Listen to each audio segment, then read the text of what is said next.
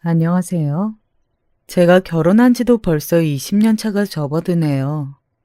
설레는 마음으로 식장에 들어선 게 엊그제 같은데 벌써 결혼 20주년을 맞이하고 나니 세월이 참 이렇게 빨리도 가는구나. 나는 또 언제 이렇게 나이가 먹어버렸나 싶더라고요. 제가 요즘에 꼭 그래요. 무슨 이야기를 하려다가도 혼자 감상에 빠지는 날이 많아졌다니까요. 요즘 뉴스만 틀어보면 차별이라는 단어가 참 많이 들려오는 것 같아요. 뭐 외국인 노동자 차별부터 시작해서 남녀 차별이니 임금 차별이니 어쩔 때는 그 차별이라는 단어만 봐도 왜 이렇게 세상이 각박해졌나 지치고 스트레스를 받는 것 같아서 리모컨으로 뉴스를 돌려버리기 일쑤랍니다. 다들 그러지 않으신가요? 그런데 제가 그 차별이라는 단어에 유난히 학을 떼는 이유가 있어요. 바로 저희 시댁 때문이에요. 처음에 톡톡 사연에 제 이야기를 제보해야겠다고 마음 먹을 때까지 참 많은 고민이 있었어요. 제가 나서서 사람들한테 저희 시어머니 욕 좀 해주세요 하고 저희 집안 치부를 막 드러내는 것 같기도 하고 제 얼굴에 침 뱉는 것 같아서 찝찝하기도 했고요. 그런데 해도 해도 너무한 저희 시어머니 가끔씩 톡톡 사연 같이 듣는 것 같으신데 이 얘기 들으시면 아마 바로 본인 이야기인 줄 아실 거예요. 제 입장에서 이야기도 한번 들어보시고 사람들 반응 보고 정신 좀 차리셨으면 좋겠다. 이런 생각으로 용기 내어 사연을 써봅니다. 그러니까 이야기를 들으시는 분들께서도 제 이야기를 경청해 주시고 객관적으로 뭐가 옳고 그른 건지 판가름을 내주셨으면 좋겠어요. 저는 아무리 생각해도 이번 일에서 제 잘못은 절대 없다. 그렇게 결백한 마음으로 사연을 보낸 거거든요. 사연을 보니 다들 남편과 어떻게 만났는지 보통 거기서부터 이야기를 시작하더라고요. 천편일률적인 거 아닌가 하고 생각했는데 사연을 써보니 알겠어요. 제 인생이 이렇게 망그러지기 시작한 게 곰곰이 생각을 해보니 결혼과 그 시작이 맞닿아 있더라고요. 물론 그렇다고 남편을 만난 걸 후회한다는 이야기는 아니지만 요즘 들어 종종 내가 그때 그 사람을 만나지 않고 그 사람과 결혼을 하지 않았더라면 어땠을까 하는 생각을 종종 하곤 합니다. 저와 남편이 처음 만났을 때 그랬어요. 세상에 어떻게 이렇게 나와 비슷한 사람이 있지? 우리는 사실 연인 관계로 만난 사이가 아니라 꼭 잃어버린 남매를 다시 만난 건 아닐까. 오죽하면 그렇게 생각했었다니까요. 저희 만남과 결혼에는 뭐 특별한 에피소드 같은 건 없어요. 그냥 남편의 지인과 제 지인이 우연히 소개팅을 한번 주선해주자 이런 이야기를 하다가 성격도 자라온 환경도 꼭 똑같은 저희 둘이 생각나서 소개를 시켜줬고 너무 잘 맞아서 결혼까지 꼴이 나게 된 그런 케이스거든요. 저랑 남편 둘 다 고등학교까지만 나와서 일찌감치 집을 떠나 타지에서 직장 생활을 하고 있었어요. 타지 생활해 보신 분들은 아실 거예요. 이게 가족이랑 사이가 가깝고 멀고를 떠나서 그냥 타지에서 혼자 일을 하고 있으면 심적으로 외롭고 공허한 게 크더라고요. 꼭 혼자 어디 외국 나와서 일하고 있는 것 같고 나홀로 떨어진 외로운 기러기 같기도 하고요. 그래서 그런지 저희는 소개를 받자마자 서로 둘도 없는 친한 친구가 되었어요. 연인이기 이전에 서로 의지할 수 있는 좋은 친구, 서로의 방파제가 되어줬던 사람이죠. 그런 면에서 아직도 그 시기의 남편에게 고마웠다는 말을 종종 전합니다. 따뜻한 남편에 비해서 시집살이는 만만치 않았어요. 예전에 톡톡 사연에서 그런 이야기를 들은 적이 있거든요. 사람은 자기가 모자란 것에 집착하는 경향이 있다고 뭐 그런 비슷한 이야기였는데 저 그 이야기 듣고 우리 시어머니 생각이 나서 무릎을 탁 쳤잖아요. 저희 시어머니 국민학교까지밖에 졸업 못하셨거든요. 그런데 대체 왜 그렇게 학벌에 집착을 하시는지 입만 열면 학벌이 어쩌고 끼리끼리가 어쩌고 하도 조롱을 하셔서 귀에 딱지가 앉을 정도였어요. 뭐 이젠 그 말도 웃으면서 넘어갈 수 있는 나이가 되었지만 말이에요. 그런데 그런 시어머니가 있는 것을 뻔히 알고도 제가 이 사람과 결혼을 결심했냐고요? 그 이유는 딱 하나밖에 없었습니다. 저랑 너무 똑같은 상황이었거든요. 가족 뒷바라지를 위해 자기가 하고 싶은 것들을 다 포기해야만 했고, 그럼에도 불구하고 하나 고마워할 줄 모르는 그런 뻔뻔한 가족들을 가지고 있는 상황 말이에요. 내가 대학을 안 가고 싶어서 안 갔겠어. 아니, 나 학교 다닐 때부터 누구보다 앉아서 공부하는 거 좋아했던 사람이야. 암기 과목도 국영수도 곧잘해서 학교 선생님들이 다들 나보고 어디 대학에 진학할지 기대했던 그런 사람이라고. 그런데 어머니가 그러시잖아. 죽어도 동생은 대학에 보내야겠대. 그런데 돈이 어디 있어? 아니야, 없어. 뭐 변변찮은 직장이 있어, 뭐가 있어. 그냥 가진 게 아무것도 없는데 동생 대학만 보내고 싶었던 거야. 그러니까 자연스럽게 나보고 네가 포기해라. 네가 형이니까 양보해라. 등을 떠밀더라. 참 기가 막혔지. 남편은 밑으로 남동생이 하나 있었거든요. 어렸을 때부터 그렇게 어머님이 두 사람을 차별했었대요.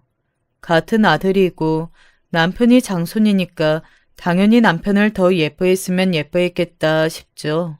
그런데 정말 자기는 어디 주워온 자식 취급을 했대요. 울면서 자기가 친아들이 맞냐고 주워온 아들이냐고 물어본 적도 몇 번 있었다는데 그런 거 보면 같은 자식이라도 확실히 더 아픈 손가락이 따로 있나 보더라고요. 남편과 서방님은 딱 6살 차이예요. 나이 차이가 꽤 나긴 하지만 그렇다고 무조건적으로 사랑해줄 만한 그런 상황은 아닌 것 같다 싶었죠. 학교에서 공부도 잘하고 교우 관계도 좋고 성실했던 남편과 달리 서방님은 어렸을 때부터 어머님 속을 썩어 문드러지게 하는 그런 사고뭉치 같은 자식이었대요. 지금도 서방님 성격이 막 그렇게 좋으신 편은 아니거든요. 자잘자잘하게 화도 많이 내시고 젊고 혈기왕성할 땐 지금보다 훨씬 더했나 봐요. 어렸을 때부터 친구들이랑 뻑하면 쌈박질을 하고 어머님은 학교에 가셔서 사과하는 게 일상이었다고 하네요. 나도 대학 가고 싶어. 대학 가고 싶다고. 내가 엄마한테 대학 보내달라고 돈을 달라고 했어. 뒷바라지를 해달라고 했어. 대학 가고 싶어서 내가 학생이라 일 안 써준다는 아저씨들 붙잡고 설득해서 새벽부터 우유 배달하고 신문 배달하면서 모은 학자금이야. 정말 내 엄마가 맞긴 해? 그 돈이 어떤 돈인지 뻔히 알면서 나한테 그 돈을 내놓으라고 지금 그런 말을 하는 거야? 너는 하나밖에 없는 동생이 짠하지도 않니? 어떻게 형이 되어서 자기 동생 감싸고 돌 생각은 못하고 이렇게 자기 생각만 할까? 어렸을 때부터 공부 잘한다, 똘똘한다. 이 이야기 있을 때 나는 하나도 안 기뻤다. 네가 얼마나 영악한 애인 줄 알고 있으니까 커서도 가족 생각은 안 하고 네 생각만 하면서 이기적으로 클 거다. 난 그렇게 예상을 했어. 내 배로 낳은 자식 내가 정확하게 본 거지. 너는 알아서 네 앞가림하면서 충분히 살 수 있잖아. 어? 그렇게 대학을 가고 싶으면 나중에라도 다시 가면 되잖아. 네 동생은 얘는 그래도 대학이라도 보내놔야 사람 구실하면서 살지 않겠어? 얘가 이 험한 세상을 어떻게 혼자 헤쳐나가라고. 네가 진짜 형이면 힘이 되어줘야지. 남편은 그저 기가 막힐 따름이었죠. 막 울면서 그런 생각을 했대요. 아, 나는 연습용인가? 자기는 그냥 동생 뒷바라지 해주려고 태어난 연습용 자식 같은 느낌이 들었다고 해요. 그런 상황에서 집을 나올 생각을 안 했던 것도 아닌데 가족이라는 게 뭔지 천륜이라는 게 뭔지요. 참. 결국 남편은 어머님이 원하신 대로 대학을 포기하고 바로 취업을 결정했답니다. 뭐 그렇게 보낸 동생 대학이지만 좋은 대학을 들어갔던 것도 아니래요. 겨우겨우 성적 맞추어서 지방에 있는 전문 대학교에 들어갔다고 했는데 공부에 뜻도 없는 사람이고 어렸을 때부터 그렇게 사고를 치고 다니던 사람인데 뭐 대학에 들어가면 완전히 다른 사람인 것 마냥 180도 바뀌어 살겠어요. 똑같이 사고치고 돌아다니는 거죠 뭐. 어머님이 그렇게 오냐오냐 키웠는데 서방님이 바르고 성실한 사람으로 자랄 거라 기대하는 것도 이상하지만요. 엄청난 아나무인으로 자란 서방님은 대학교 다닐 때도 몇 번이고 사람을 패서 남편 돈으로 합의금을 물어줬던 적도 몇 번 있었대요. 야, 너 제발 정신 좀 차려라. 어? 사람답게 좀 살라고 이게 몇 번째냐 대체? 경찰서가 네 집이야? 네가 무슨 조직폭력배라도 돼? 넌 내가 네 뒤치다꺼리 해주려고 태어난 사람 같냐? 이제 성인이 됐으면 네 앞가림은 네 스스로 할 줄 아는 사람이 되어야지. 사람 패도 돼. 네가 책임질 수 있겠다 싶으면 패도 된다니까? 어머니 돈, 내 돈으로 합의금 물어주지 말고 네 스스로 합의금 물어줄 수 있으면 난 네가 사람을 패든 가게를 털든 신경 안 쓸 테니까 제발 정신 좀 차리라고. 말 잘했다. 형은 원래 그런 사람이잖아. 형은 내 뒷지닥거리 해주려고 태어난 사람 아니야? 제발 뭐 되지도 않으면서 옆에서 시끄럽게 떽떽거리지 말고 항상 그랬던 것처럼 조용히 합의금이나 물어주고 꺼져. 너 진짜 사람 아니구나. 내가 그동안 너한테 해준 것들이 얼마나 많은데 나한테 그런 이야기를 해? 이 싸가지 없는 놈. 정말 팍팍하게 살았죠. 저희 남편. 오로지 서방님만 예뻐하시는 시어머니. 그런 비정상적인 사랑을 받으면서 주변을 굽어 살필 줄 모르고 자라온 서방님.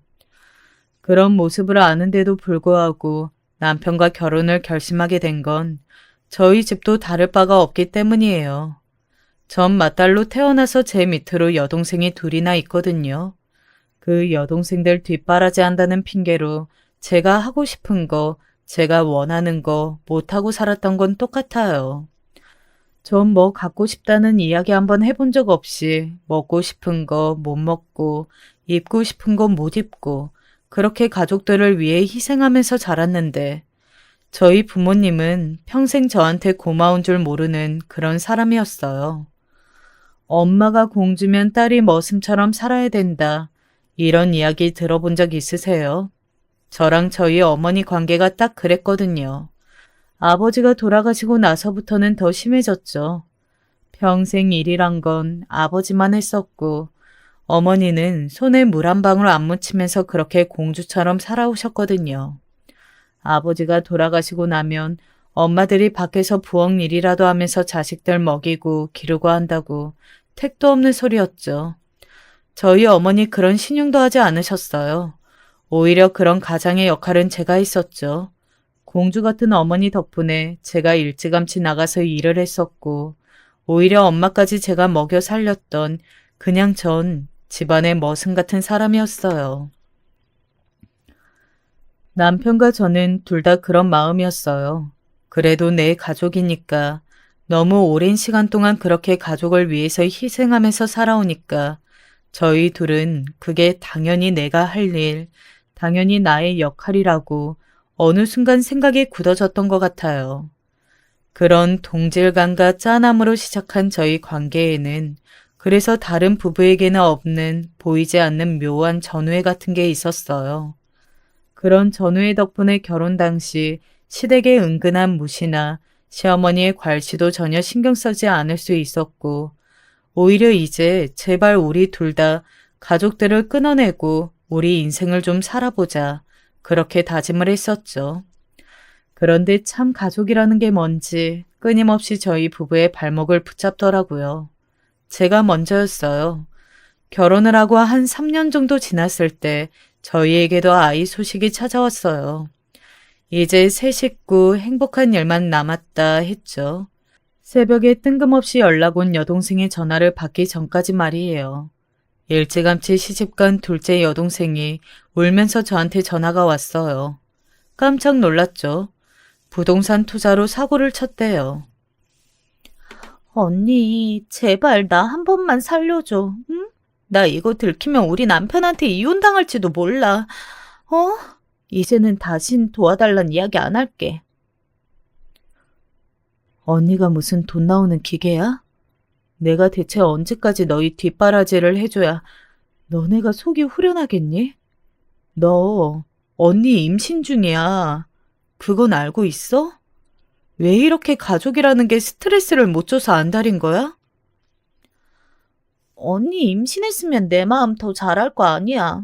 난 이미 아이도 있잖아. 자식까지 딸린 동생이 이런 일 때문에 집에서 쫓겨나는 꼴을 봐야 언니 마음이 후련한 거야? 사고는 자기들이 쳐놓고 수습은 저보고 해달라며 나 몰라라 하는 게 어디 이번 한 번뿐이었겠어요. 저도 뱃속에 있는 아이를 생각해서 이번엔 절대 안 된다. 우리도 우리 살림 꾸리느라 빠듯하고 힘들다. 단호하게 으름장을 놓고 전화를 끊어버렸죠. 뭐 뒤이어 벌어지는 일은 뻔히 예상이 가능한 수순이었어요. 곧이어서 저희 엄마한테 전화가 오더라고요. 전화를 받기도 전에 내가 수화기를 들면 우리 엄마는 나한테 또 어떤 말을 쏟아낼지 뻔히 아니까 휴대폰을 보는데 한숨만 푹푹 나오더라고요. 정말 그 전화를 너무 받고 싶지가 않았어요. 왜? 무슨 일이야? 넌 내가 그렇게 인정머리가 없어서 뱃속에 있는 네 애가 대체 뭘 보고 배우겠니? 언니라고 하나 있는 게 말이야. 동생이 그렇게 죽겠다고 납작 엎드려서 싹싹 비는데 도와줄 생각은 전혀 안 해? 네가 그걸 무시해? 넌 참 내 배 아파서 나왔는데도 그렇게 냉정하고 모진 구석이 있더라 옛날부터. 이럴 때 보면 정말 내 자식이 맞나 싶어. 내 자식이면 절대 그럴 리가 없지, 진작에 도와주고도 남았지. 뭐? 옛날부터 냉정하고 모진 구석이 있었어? 대체 누가 그래? 내가 그랬다고? 죽자 사자 살아보고 있는 나를 사지로 내몰았던 건 가족들이야. 대체 누가 냉정하고 모진 거야? 엄마가 양심이 있으면 말을 해봐. 내가 여태 동생들 뒷바라지 했던 거, 내가 동생들 먹여 살리자고 엄마 편하게 살게 해주려고 희생하고 살았던 건, 그건 대체 뭔데? 다 헛짓거리였어? 그렇게 도와주고 싶으면 엄마가 도와줘. 엄마 돈으로 도와주란 말이야. 전화를 끊고 펑펑 우니 어느새 다가온 남편이 자기는 다 이해한다며 제 어깨를 끌어안고 같이 울며 위로를 해주더라고요. 참 이럴 때 남편이라도 있는 게 어딘가 싶었어요. 누가 제 가족인지 확실히 알겠더라고요. 그리고 나서 며칠은 잠잠했어요. 이럴 사람들이 아닌데 잠잠하게 있는 게 좀 이상하다 생각을 하니 여동생에게 또 바로 전화가 오더라고요. 언니, 정말 고마워. 응? 나 진짜 이제 사고 안 치고 정신 차리고 살게. 형부한테도 정말 감사하다고 꼭 좀 전해줘. 갑자기 그게 무슨 소리야? 형부한테 고맙다니. 너 형부한테 연락했었어? 언니는 몰랐던 거였냐면서 신이 난 동생의 이야기를 들어보니 꽤나 컸던 그 돈을 제 남편이 동생에게 보내줬다고 하더라고요. 저한테는 이렇게 하겠다, 뭐 어떻게 하겠다, 이런 방구 상의조차 없기도 했고 또 저희 집안 일이잖아요. 제 입장에서는 엄청 창피했죠. 왜 그렇게 돈을 보내준 거냐. 이 사람들 상습범이라서 그렇게 돈 한 번 보내주기 시작하면 습관된다. 막 따져 물으니까 남편이 그래요. 자기도 다 알아서 그랬다고. 나도 그런 가족을 돕아서 내가 제일 잘 알잖아. 우리 돈으로 해결할 수 있는 일에 일일이 마음 쓰고 스트레스 받지 말자. 뱃속에 있는 아이를 생각해서라도 가족 때문에 마음 아픈 일은 없어야지. 응?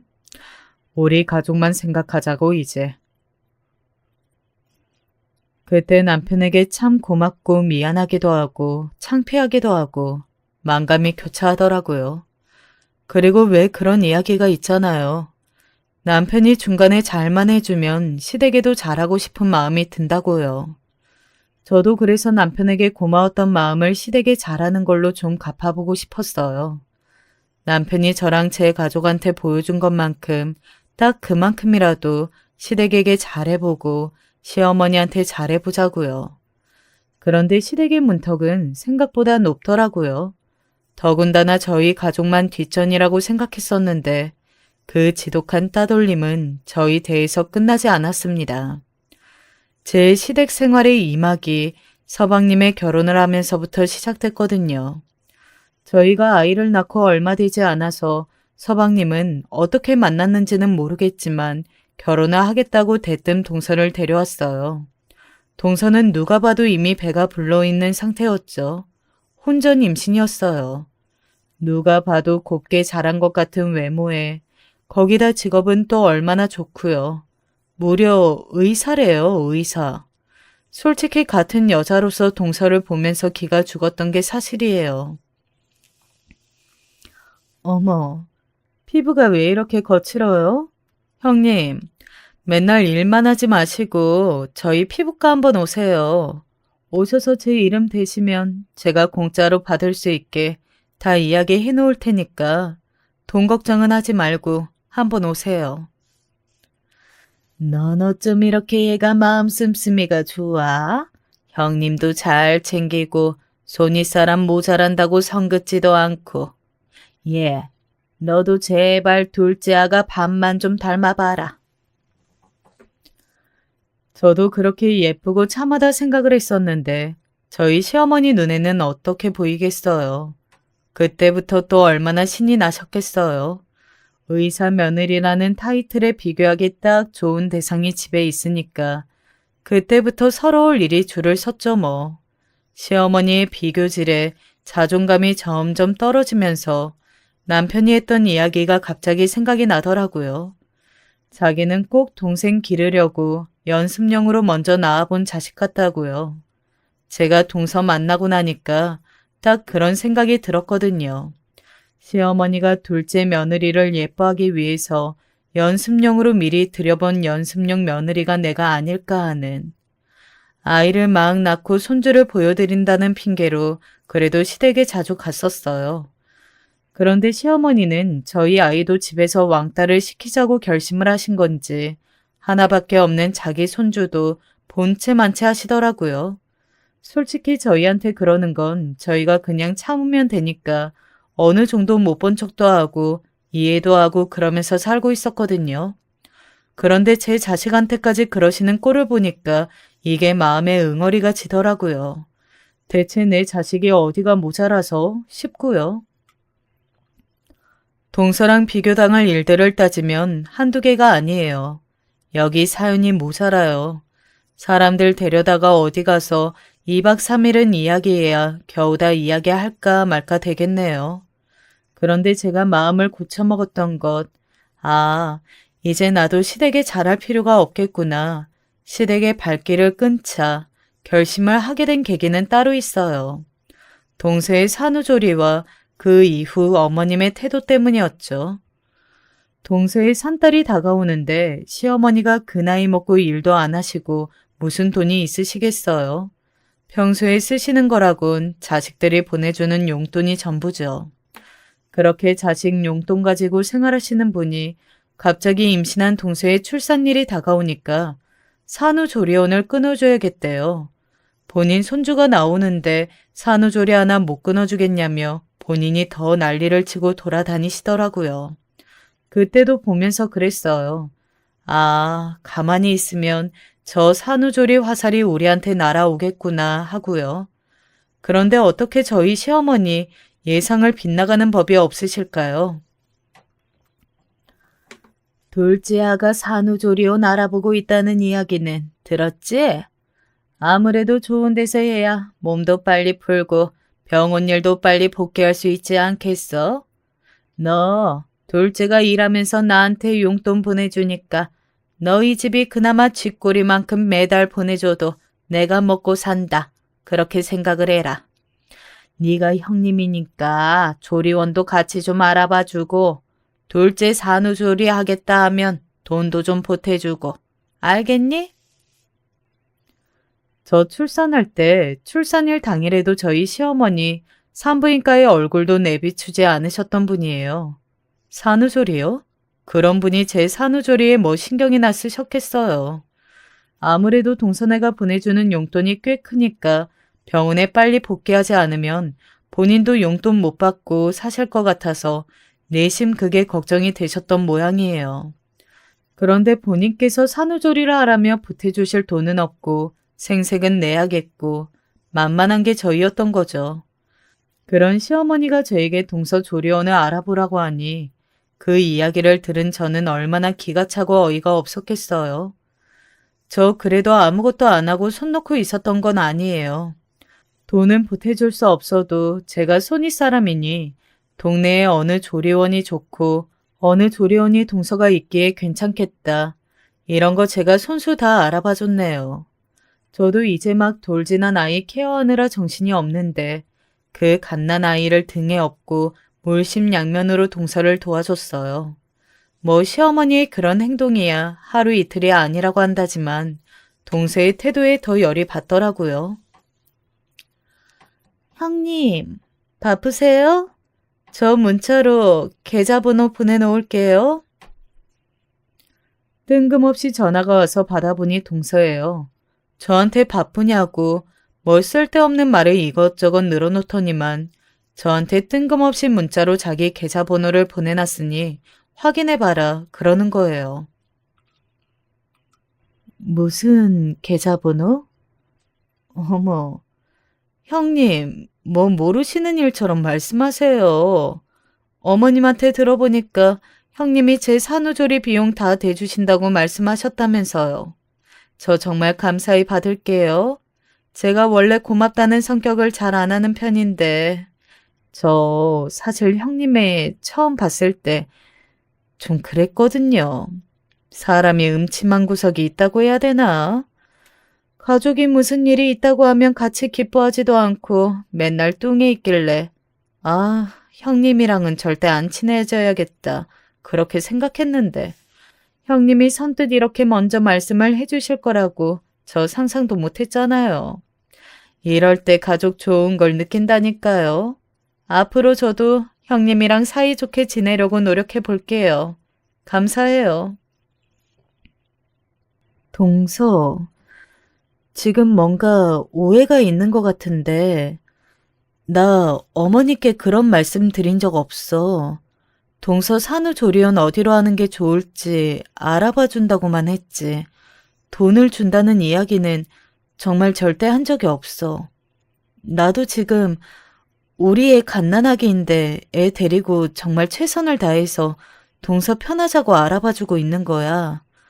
동서가 갑자기 문자로 계좌번호를 보내고 뭐 산후조리 비용을 대달라 이런 이야기를 하는 거 어머님이랑 상의한 적도 없는 일이고 뭔가 잘못 안 것 같으니까 이 얘기는 다음에 하자. 뭐 그 뒤엔 예상 안 해도 이제 뻔하시죠. 시어머니에게 전화가 오고 네가 조리원 비용을 대기로 하지 않았냐. 아니다 어머님, 저는 그런 말씀 드린 적 없다. 전화로 30분 넘게 실갱이를 했네요.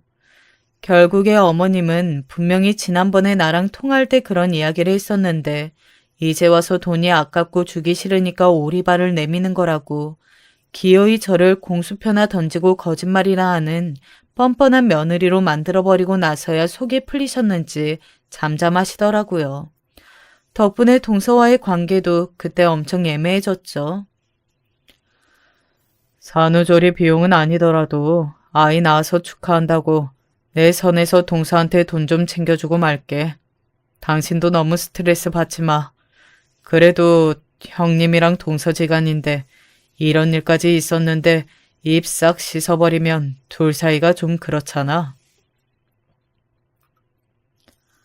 다행히 남편이 중간에서 중재를 잘 해준 덕분에 산후조리 비용까지는 아니더라도 애 낳아서 축하한다고 동서에게 용돈이나 좀 지어주고 그렇게 이번 일도 잘 마무리 지을 수 있었죠. 동서도 무사히 조카를 출산했고요. 자, 이제 제 시집살이의 산막이 열렸습니다. 하나밖에 없는 손주에서 이제 손주가 둘이나 됐잖아요. 동서까지 애를 낳고 나니까 저희 가족이 이 집안에서 어떤 위치인지 더욱 잘 보이더라고요.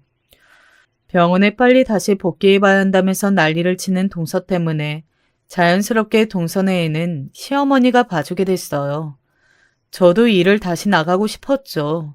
애 낳고 나서 시어머니에게 반나절이라도 좋으니 애 좀 봐주실 수 있냐 물어봤더니 너희 친정에다가 이야기하지 왜 나한테 그런 이야기를 하냐. 자기가 다 늙어서 육아하게 생겼냐며 딱 잘라서 거절하셨던 분이 또 동서가 봐달라고 하니 어와둥둥 내 새끼야 하면서 금방 애를 봐주시는 게 같은 며느리로서 엄청 빈정상했었죠. 저희 아이도 딸, 동선의 아이도 딸, 똑같은 친손주인데 시어머니의 손주 차별은 대를 이어서 저희 아이에게까지 가더라고요. 뭐 당신이 손수 키우시고 있으니까 제품에 있는 손자한테 더 정이 가고 예뻐 보이는 마음이 드는 것도 당연하다 생각했어요. 저도 그런 사소한 것조차 이해 못할 정도로 앞뒤 꽉꽉 막혀있는 사람은 아니니까요. 그런데 이 자식 차별이요. 그거 실제로 당해보지 않는 사람은 절대 모르는 마음이에요. 그렇게 앞에서 대놓고 차별하는 시어머니를 보고 있으면 정말 머리에 열이 올라오는 게 느껴진다니까요. 어쩌다가 가족 모임이 있어서 모이기라도 한 날에는 언젠가부터 제 자식 상처받을까 전전긍긍하고 있는 제 모습이 너무 초라해 보이고 싫더라고요. 조카랑 저희 애랑 그래봤자 딱 1살 차이예요. 개월수로 따지면 몇 개월 차이도 안 나고요. 그리고 같은 손주잖아요. 대체 애가 뭐 미운 짓을 하면 얼마나 하고 못나 보이면 얼마나 못나 보인다고 어쩜 저렇게 대하는 태도가 다를까 싶어서 복장이 터지더라고요.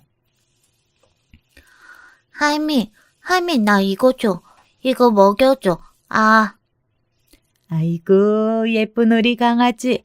저거 먹고 싶었어? 이리 와. 할머니가 안아줄게. 하세요 우리 강아지. 할머니, 저도 저거 주세요. 저거 먹고 싶어요. 바로 그 앞에 있는데 그것도 하나 못 갖다 먹어? 할머니 지금 하늘이 보고 있잖아. 민지야, 할머니 귀찮게 하지 말고 이리 와. 엄마가 줄게. 뭐 먹고 싶은데? 조카는 어머님 무릎에 앉혀서 이거 달라 저거 달라 손가락질을 하고 그게 뭐 그렇게 예쁘다고 어머님은 조카 입에 과자며 과일이며 챙겨서 넣어주고 보면 누가 엄마인가 싶을 정도로 시어머니랑 조카 세상이에요 아주.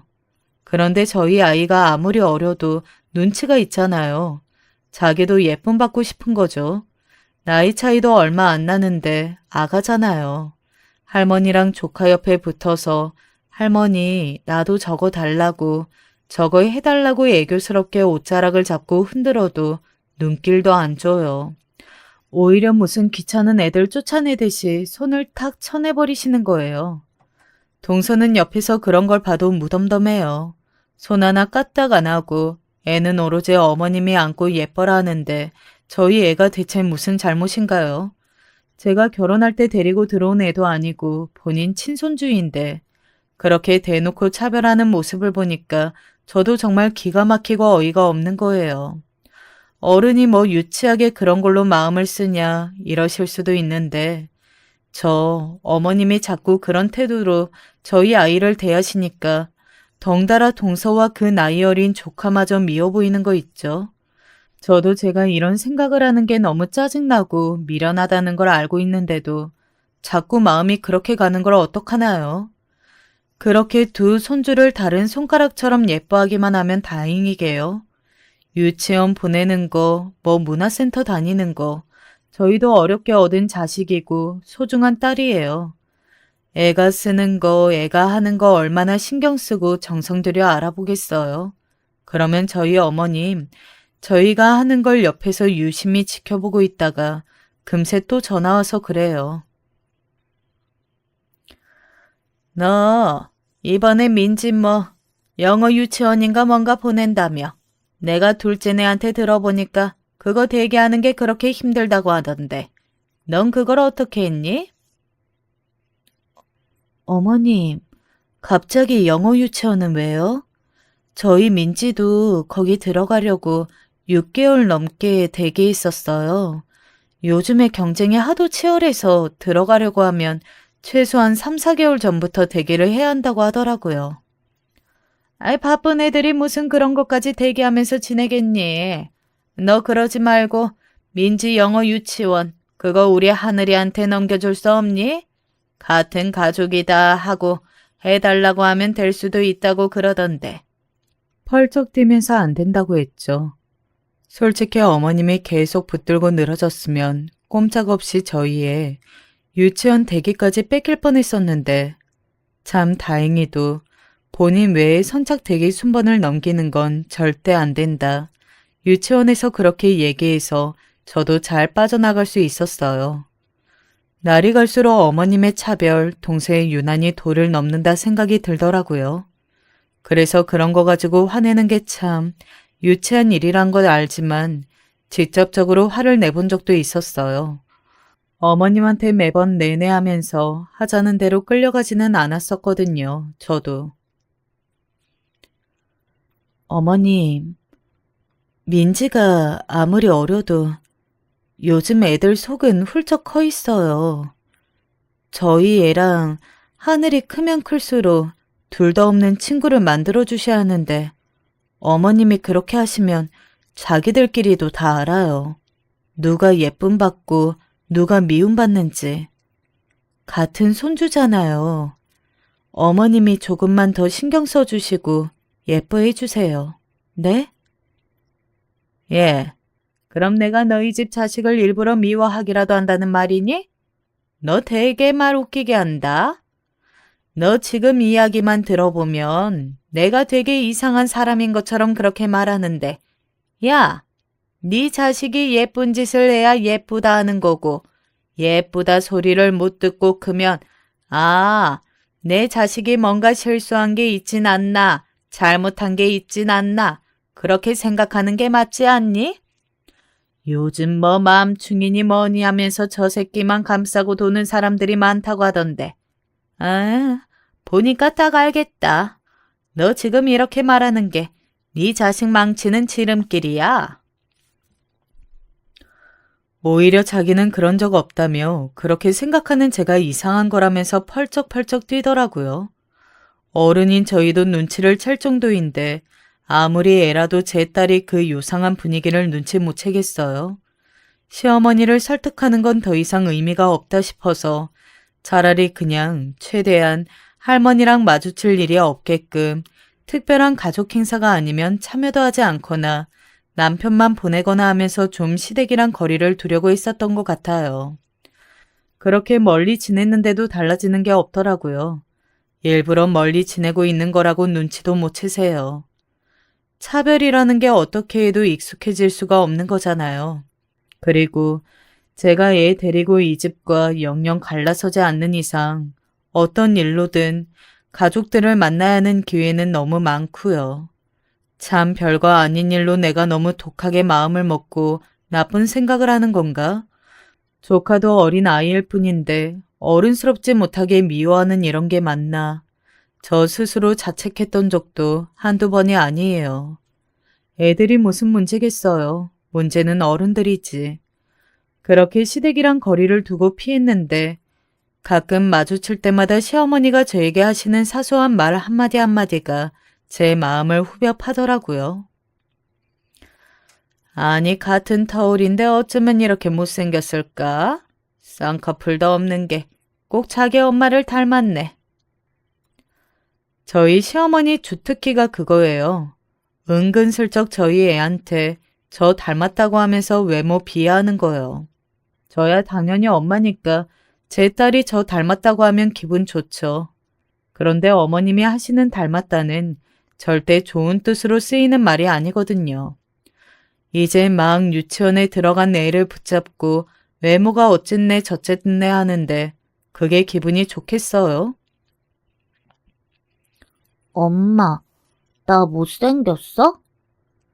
아니야. 우리 공주님, 누가 그런 소리를 해?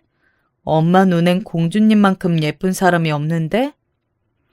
할머니가 저번에 내 다리 잡고 이거 다리 보라고 누구 닮아서 이렇게 무시같이 두껍냐고 그랬어. 나이 드신 분들은 다 그러신가요? 외모 비하를 정말 서스럼 없이 해요.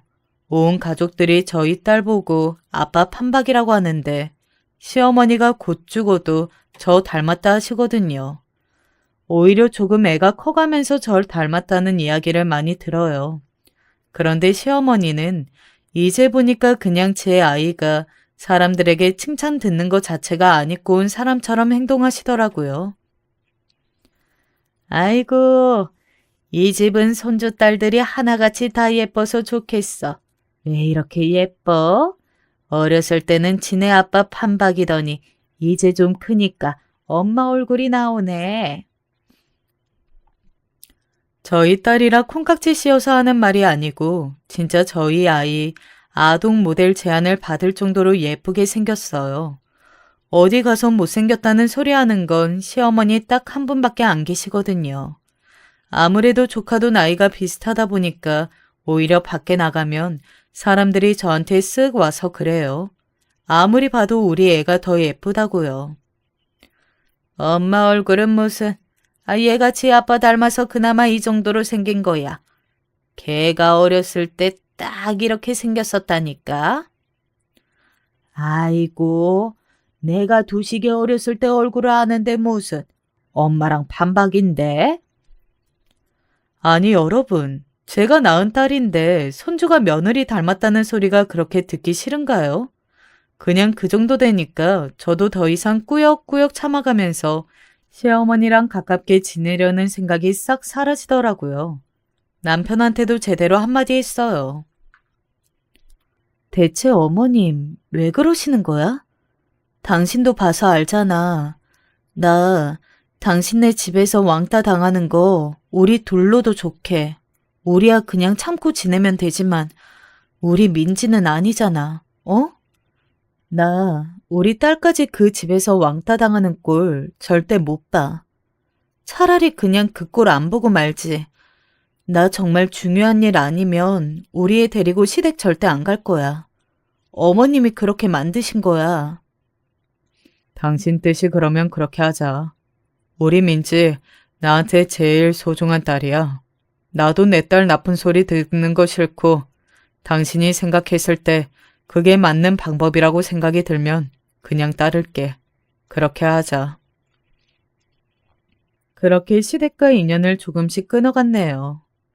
특별히 행사 때가 아니면 찾아가지도 않고 딸아이가 괜히 상처받을까 싶어서 어쩌다 시댁 모임을 가더라도 친정의 아이를 맡기고 왔어요. 뭐 손주 얼굴 꽁꽁 싸매고 안 보여주는 거냐 그렇게 잔소리를 할까봐 처음에 쫄기도 했었는데 저희 어머님 그냥 첫째 손주한테 관심도 없으신 거예요. 초반에는 민지는 어디 갔냐 하고 찾으시다가 좀 지나고 나니 찾지도 않으시더라고요. 저희 집도 저희 딸이 고등학교 들어갈 나이가 되니까 더욱 바빠졌어요. 저희 애가 저랑 함께 집에서 홈스쿨링을 시작하게 됐거든요. 딸아이가 학교를 다니다 그래요. 엄마, 나 학교랑 잘 안 맞는 것 같아. 괴롭힘을 당하는 것도 아니고 친구들이랑 사이도 좋아. 그런데 그냥 학교에서 공부하는 게 내가 하고 싶은 공부와는 다른 느낌이야. 나 학교 그만두고 집에서 공부할래. 엄마 실망시킬 일 절대 없을 거야. 나 한 번만 믿어줘. 그동안 딸아이를 키워오고 옆에서 지켜봤을 때 이렇게까지 본인이 계획을 세우고 저희한테 말을 했다는 건 정말 많은 생각을 하고 꺼낸 이야기라는 걸 알고 있기도 하고 또 정말 잘 해낼 것 같다고 확신을 갖고 있는 아이의 꿈을 꺾고 싶지가 않아 남편과 긴 상의 끝에 흔쾌히 홈스쿨링을 허락해 주었습니다. 꼭 학교 안에서 배우는 것만이 교육은 아니니까요. 제 노력이 조금 더 들어가더라도 아이의 꿈이 있다면 어깨에 손을 올리고 조용히 응원해 주는 게 엄마의 역할이라고 생각했습니다. 그런데 조카랑 저희 애 딱 1살 터울이잖아요. 딱히 시댁 식구들에게 우리 아이가 홈스쿨링을 하고 있다, 이런 이야기를 꺼내진 않았는데 서방님이 뭐 외고 진학이니 뭐니 이런 이야기들을 막 꺼내길래 남편이 저희 애는 홈스쿨링 하기로 했다, 그거 딱 한마디 꺼냈었대요. 그런데 이게 동서기에 들어가고 동서는 또 시어머니에게 쪼르르 일러바치고 시어머니는 득달같이 전화와서 언제 그렇게 손녀한테 관심이 있으셨다고 절 붙잡고 1시간 넘게 잔소리를 하시더라고요. 너 홈스쿨링이라는 게 그렇게 아무나 하는 건 줄 알아? 잘 배운 사람들도 못하는 게 홈스쿨링이야. 너 지금 네가 하는 게 되게 다른 사람들이랑 다르고 특별한 거 해낸다, 이런 생각하나 본데 그거 아니야. 너 지금 네 손으로 민재 학교에 적응 못하는 부적응자 만들고 있는 거라고. 알겠어? 솔직히 좀 기막히긴 했어요. 언제부터 손주 교육에 그렇게 관심이 많으셨다고요? 그냥 손주 교육에 훈수 두려는 게 아니라 네가 틀렸다, 그 소리를 하고 싶으셔서 득달같이 전화를 하셨던 거죠. 어머님, 저희도 나름대로 계획을 잘 세워놨어요. 애 스스로도 본인이 하고 싶다 결정한 사항이고요. 저희는 그냥 민재가 잘 해낼 수 있게 응원만 해주고 틀만 잡아줄 뿐이에요. 글쎄 안 되면 안 되는 줄 알라니까. 내가 우리 하늘이 초등학교, 중학교까지 다 보낸 사람이야. 걔가 이번에 외국어 고등학교 들어간다고 준비하더라. 네가 뭐 교육 전문가라도 돼? 나보다 더 잘한다 이거야? 제대로 배우지도 못한 게. 어머님, 저희 자식이에요. 어머님 손주기도 하겠지만 그 전에 저희 자식이라고요. 저희 자식 교육 문제는 저희가 알아서 할게요.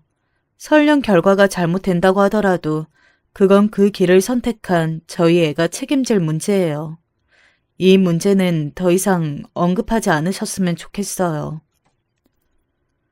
전화를 끊고 남편한테 한참 억울함도 토로해보고 그래도 제 뜻을 굽히진 않았죠. 다른 것도 아니고 아이 일이잖아요. 3년 내내 명절에 시댁에 갈 때 딸아이를 집에 놔두고 가는 제 심정도 말이 아니었어요. 그냥 데리고 갈까 생각을 하다가도 공부를 곧잘 하는 조카를 치켜 세우느라고 자리에 있지도 않은 제 아이 흉을 보는 모습을 보면 그냥 1년에 2번 이 꼴도 내가 보고 눈 감아버리지 뭐 하면서 애써 모른 척 했네요. 저희 아이 입시가 막 성공적이었던 건 아니에요. 첫 입시에 대학을 가지 못하고 재수를 결정했죠. 아이가 하고 싶어하는 목표가 정말 명확해서 이왕 하는 거 1년 동안 집에서 더 열심히 해보자면서 저도 아이랑 같이 공부를 시작했습니다. 딸의 에세이 준비부터 경진 대회까지 누가 봤으면 헬리콥터 맘이다 이 소리가 나올 정도로 입시 준비에 저도 같이 열을 올렸네요. 중간중간 들려오는 시어머니와 동생의 조롱도 그냥 저희 딸을 단단하게 성장시키는 밑거름이다 생각하고 잘 씹으면서 지냈어요. 그리고 이듬해 조카의 서울대 합격 소식이 들리면서 집안은 그야말로 잔치 분위기가 되었어요. 저도 한 5년 만에 저희 아이를 데리고 명절을 세기 위해 시댁으로 향했습니다. 할머니가 뭐라고 하시던 그냥 기분 나쁘게 생각하지 마라. 알겠지?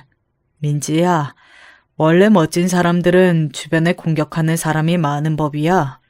사람들이 너를 공격하고 흠집내려고 한다고 생각하지 말고 네가 더 멋진 사람이 될 수 있게 조각해준다. 우리 그렇게 생각하자. 시댁 분위기를 잘 아는 저였으니 괜히 딸아이가 상처를 받을까 싶어서 5시간이나 걸리던 귀성길 내내 딸의 손을 잡고 저희 부부는 이런저런 이야기를 건넸어요. 오히려 딸아이가 저희한테 해주던 이야기가 기억나요. 이야기를 듣고 애가 언제 이렇게 컸나 싶어서 괜히 코가 찡하기도 하고 힘든 환경 속에서 바르게 자라준 것 같아서 고맙더라고요. 엄마, 너무 걱정하지 마. 내가 할머니 성격 모르는 것도 아니고. 그리고 나도 이제 성인이에요. 누구한테 무시당하지 않을 정도로 멋진 사람으로 성장했다. 우리 그거 보여주려고 할머니네 가는 거 아니야? 엄마가 걱정하는 일 절대 생기지 않을 거니까 걱정하지 마. 오히려 엄마가 나보다 더 쫀 거 같아. 우리 엄마 맞아? 저희 딸 정말 든든하고 의젓하지 않나요? 아이 손을 잡고 들어가는데 평소와 달리 마음도 발걸음도 가볍더라고요. 뭐 시댁의 집안 분위기는 예상했던 그대로였습니다. 넌 우리 집이랑 아주 인연 끊고 사는 줄 알았는데 올해는 우리 하늘이 입시 결과 축하해주러 왔나 보다? 애가 그래도 영 싸가지가 없진 않네. 명절에 가족들이 다 모인 자리에서 조카가 서울대 들어갔다 얼마나 자랑해하고 싶어서 근질근질 하셨겠어요. 그런데 저희 딸 정말 제가 낳았나 싶을 정도로 똑 부러지고 야무지거든요. 무슨 그런 말도 안 되는 소리를 하냐는 반응으로 자기 할머니한테 그러더라고요. 제가 왜 하늘이 학교 잘 들어간 걸 축하해요? 별로 안 기쁜데. 할머니가 기쁘신 것 같은데 할머니가 많이 축하해 주세요. 별 반응이 없으시니까 시어머니도 머쓱했는지 슬슬 자랑하고 비교하려고 시동을 거시더라고요. 괜히 저한테 애를 어떻게 키웠길래 자기 할머니한테 이렇게 한마디도 안 지고 따박따박 말대꾸를 하냐. 혀를 쯧쯧하고 동서는 자기 딸을 옆에다 끼고 서울대에 들어가면 뭐가 있고 뭐도 있다고 하더라. 막 자랑을 해요. 그런데 동서가 조카를 잘 키웠다고 생각했는데 공부를 너무 열심히 시키느라 인성교육을 잘 안 시킨 것 같더라고요. 사람들이 자기를 추켜 세워주니까 저희 딸을 무시해도 되나 싶었나 봐요. 어린애가 벌써부터 맹랑하게 나쁜 것만 배워가지고 저희 애한테 그러더라고요. 언니는 재수한다면서. 재수하면 너무 힘들지 않나? 나는 입시 준비만 1년만 해도 너무 힘들어서 2번은 못 하겠던데. 그리고 우리 학원에서 선생님이 그랬거든. 여자들은 군대 안 가니까 남자보다 빨리 대학 가고 빨리 졸업하는 게 이득이라고. 재수하고 삼수하면 그것도 소용없는 이야기 아니야? 엄마, 좀 그래. 그치? 특권을 받았는데도 제대로 못 쓰는 거잖아. 그런 것부터 차이가 벌어지는 건가 봐. 은근히 저희 딸아이가 재수한다는 걸 비꼬면서 이야기를 하는데 시어머니는 눈치 없이 그게 또 좋다고 옆에서 그래 우리 강아지가 서울대까지 나오니까 이렇게 똑똑할 수가 없다. 박수를 치고 좋아하더라고요. 저희 딸은 저를 쳐다보니 이런 상황 뻔히 예상했다는 듯이 웃기만 하고요. 민지는 또 삼수하게 생겼으면 대학 가지 말고 그냥 공장을 가라. 기집애 대학 하나 보내려고 부모님 등골 몇 년씩 빨아먹는 거 그것만큼 한심한 게 없으니까. 넌 뭐 이번에 전문대라도 붙었니? 아까부터 말이 없어. 그렇게 시어머니의 조롱이 극에 달하고 저희 딸이 제 팔을 붙잡고 엄마 하고 조용히 불러요. 저도 그래서 너 하고 싶은 대로 해. 괜찮다 하면서 딸 어깨를 토닥여줬어요. 그러니까 딸이 시어머니랑 동서 서방님 조카까지 다 있는 자리에서 저한테 영어로 그러더라고요. 엄마, 한국 뜨기 정말 잘한 것 같아. 무식한 사람들이랑 더 이야기 못하겠어. 갑자기 저희 딸이 영어로 이야기를 꺼내니 다들 벙쪄서 눈만 껌뻑거리고 있는데 딸이 이 나이에서 미리 챙겨온 대학교 합격증들을 꺼냈어요. 네, 저희 딸 이번에 하버드부터 시작해서 뉴욕, 예일 전부 다 합격 메일 받았거든요. 작년에도 국내에 있는 특급 대학 갈 만한 성적은 됐었는데 자기는 외국에서 공부하고 싶다면서 1년만 더 공부하게 해달라더니 이런 좋은 성과를 낼 줄 저도 몰랐지만 말이에요. 조카는 합격증을 형광등에다 비춰보고 이름을 확인하고 난리가 났고 까막눈인 저희 시어머니가 이게 뭐냐고 물어보니 옆에서 서방님이 엄마 민재 하버드 붙었대. 미국 하버드. 하고 다들 기절초풍했죠. 제 딸은 사람들이 뭔가 물어볼 때마다 일부러 당해보라는 듯이 영어로 대답을 하고 시어머니가 그걸 알아들으실 리 없으니 말도 못 붙이고 본인이 창피한 건 아시는지 얼굴이 새빨개지셨더라고요. 너무 통쾌했어요. 저 동서는 그날 이후로 조카 편입 준비하고 싶다면서 뭐 에세이 좀 보여줄 수 있냐, 입시는 어떻게 했냐, 빌빌거리면서 기가 막히게 연락을 하더라고요. 동서, 자식 교육은 부모가 시키는 거지 누구한테 부탁해서 되는 게 아니야. 그리고 그런 좋은 대학교에 들어가고 싶으면 교육이 문제가 아니라 인성부터. 알았지? 동서도 꽤나 자존심이 상했는지 그로부터는 연락이 없더라고요. 이렇게까지 해서 시댁 식구들을 무시해야 속이 풀리겠냐 너무하다는 사람들도 있겠지만 그동안 당한 걸 제 손 하나 안 쓰고 잘 키운 자식 교육으로 우아하게 대갚아준 것 같아 속이 시원해요. 저를 포함한 저희 가족들, 이제 시어머니와 동서. 미안하는데 더 이상 힘 안 쏟으려고요. 애들 보고 싶다며 뻑하면 집으로 찾아오신 시어머니, 손주들 목소리 들으려고 전화에 불리는 시어머니보다 이런저런 핑계들도 안 볼 수 있다. 그렇게 마음 편하게 생각하기로 했어요. 나이 터울이 얼마 나지 않은 아이를 둔 저희는 아마 평생 비교의 대상이 될 수밖에 없겠지만 앞으로도 이렇게 남들 눈 신경 안 쓰고 현명하고 슬기로운 엄마로 내 아이 스스로 정하는 행복을 찾아가게 도와주려고 합니다. 안녕하세요. 저는 경기도 수원에 거주하는 40대 중반의 여성입니다. 저는 15년 동안 시댁에서 시집살이를 하다가 얼마 전 분가를 했는데요. 그동안 시집살이를 하면서 아무렇지 않게 막말을 내뱉는 시어머님과 그런 시어머님 편에 서서 저를 몰아세운 마마보이 남편 때문에 정신적인 스트레스를 많이 받았던 것 같습니다. 이제는 정말 시댁으로부터 벗어나 자유를 만끽하고 싶어서 제 사연을 보내봅니다. 저와 남편은 제가 28살, 남편이 30살에 결혼을 했습니다.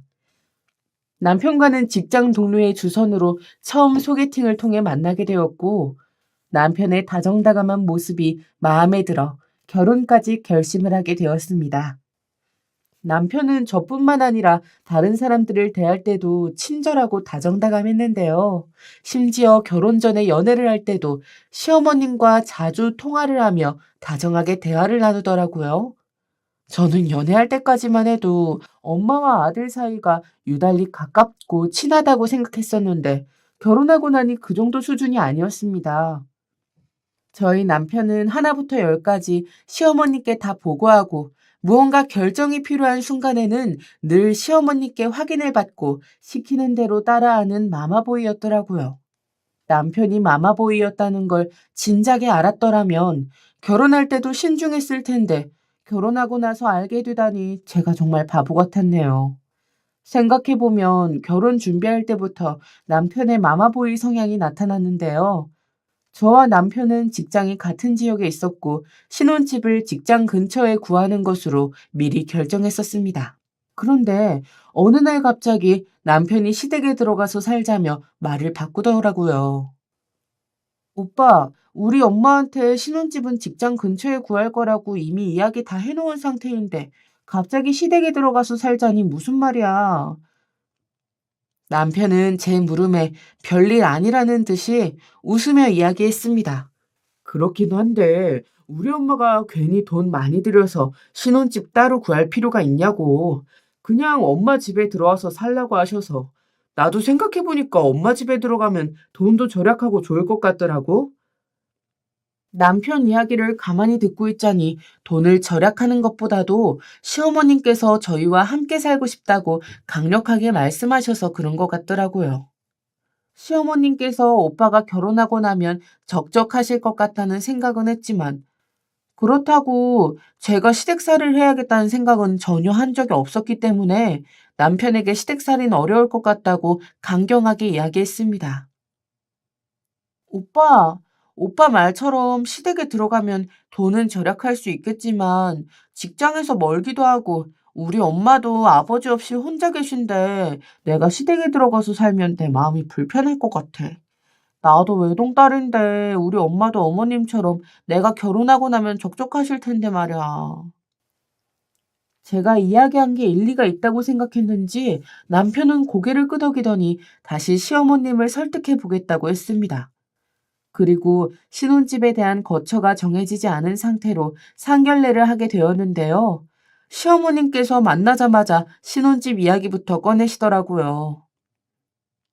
사돈, 정아한테 이야기 들으셨는진 모르겠지만 결혼하면 저희 집에서 데리고 살려고 하는데 괜찮으시죠? 요즘 집값도 만만치 않은데 대출 받아가며 새집 구하면 뭘 하겠습니까? 요즘 젊은 친구들이 영끌인지 뭔지 하다가 대출로 집 사서 원금 갚고 이자 갚다가 평생 돈도 못 모은다고 하더라고요. 저희 친정엄마는 하나밖에 없는 딸이 시댁살이 하는 게 걱정되셨는지 시어머님께 단호하게 이야기했습니다. 사돈, 말씀하신 대로 시댁에 들어가서 사는 게 돈도 절약하고 좋겠지만 아이들 결혼하는데 저희가 돈을 보태줘서 독립시키는 건 어떨까요? 평생 품 안의 자식으로 끼고서 살았는데 결혼하고 나면 새로운 가정이 생기는 거니까 독립시키는 게 도리에 맞을 것 같아서요.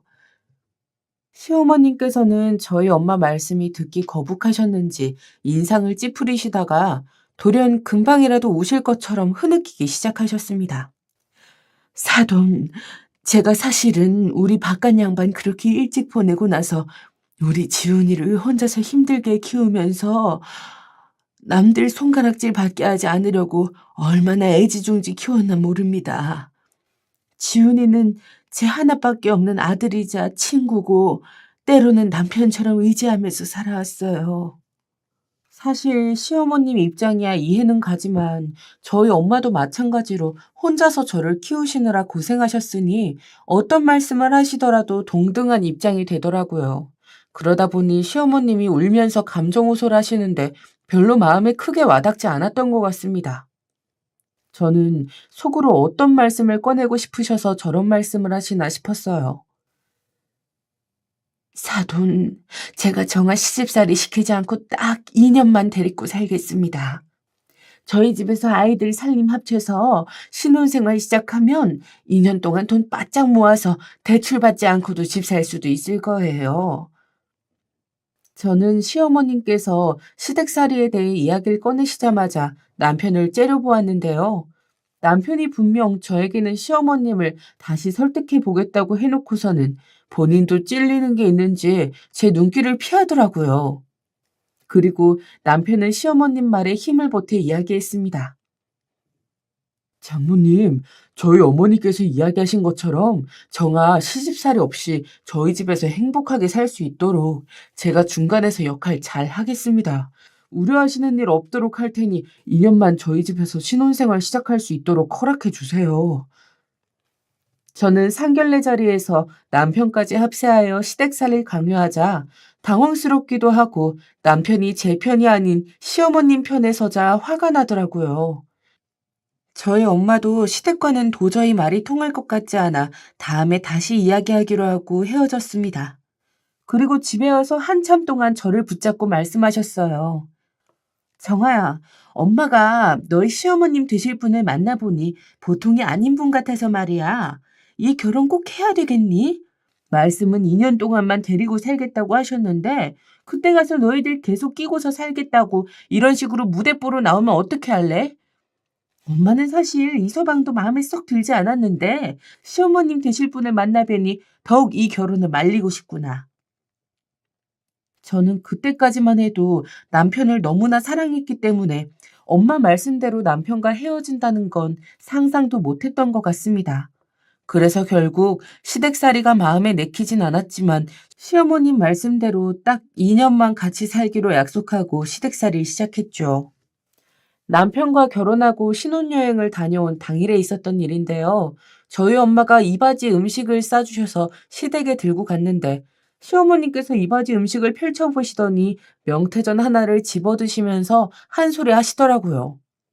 사둔께서 이바지 음식 준비하신다고 고생 많이 하셨는데 맛은 영 우리 집안 입맛에는 맞지 않는 것 같구나.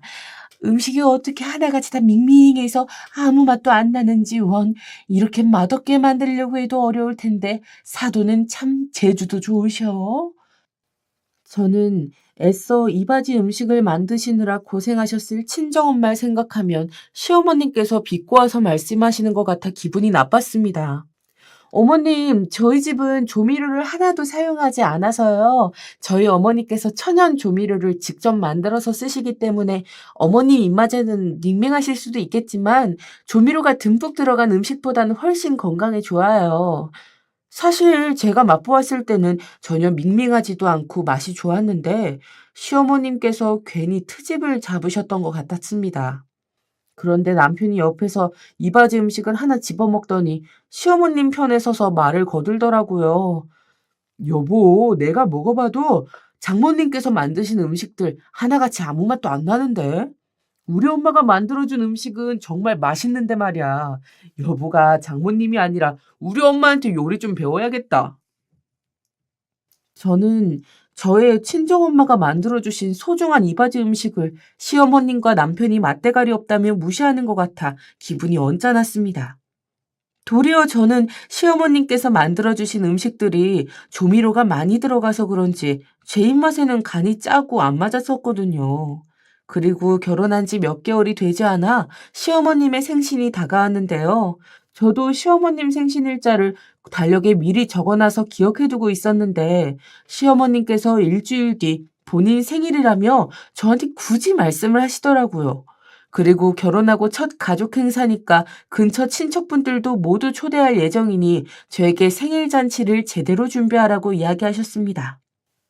저는 시어머님께서 환갑이나 칠순생신도 아닌데 근처 친척분들까지 모두 초대하신다고 하니 당황스럽더라고요.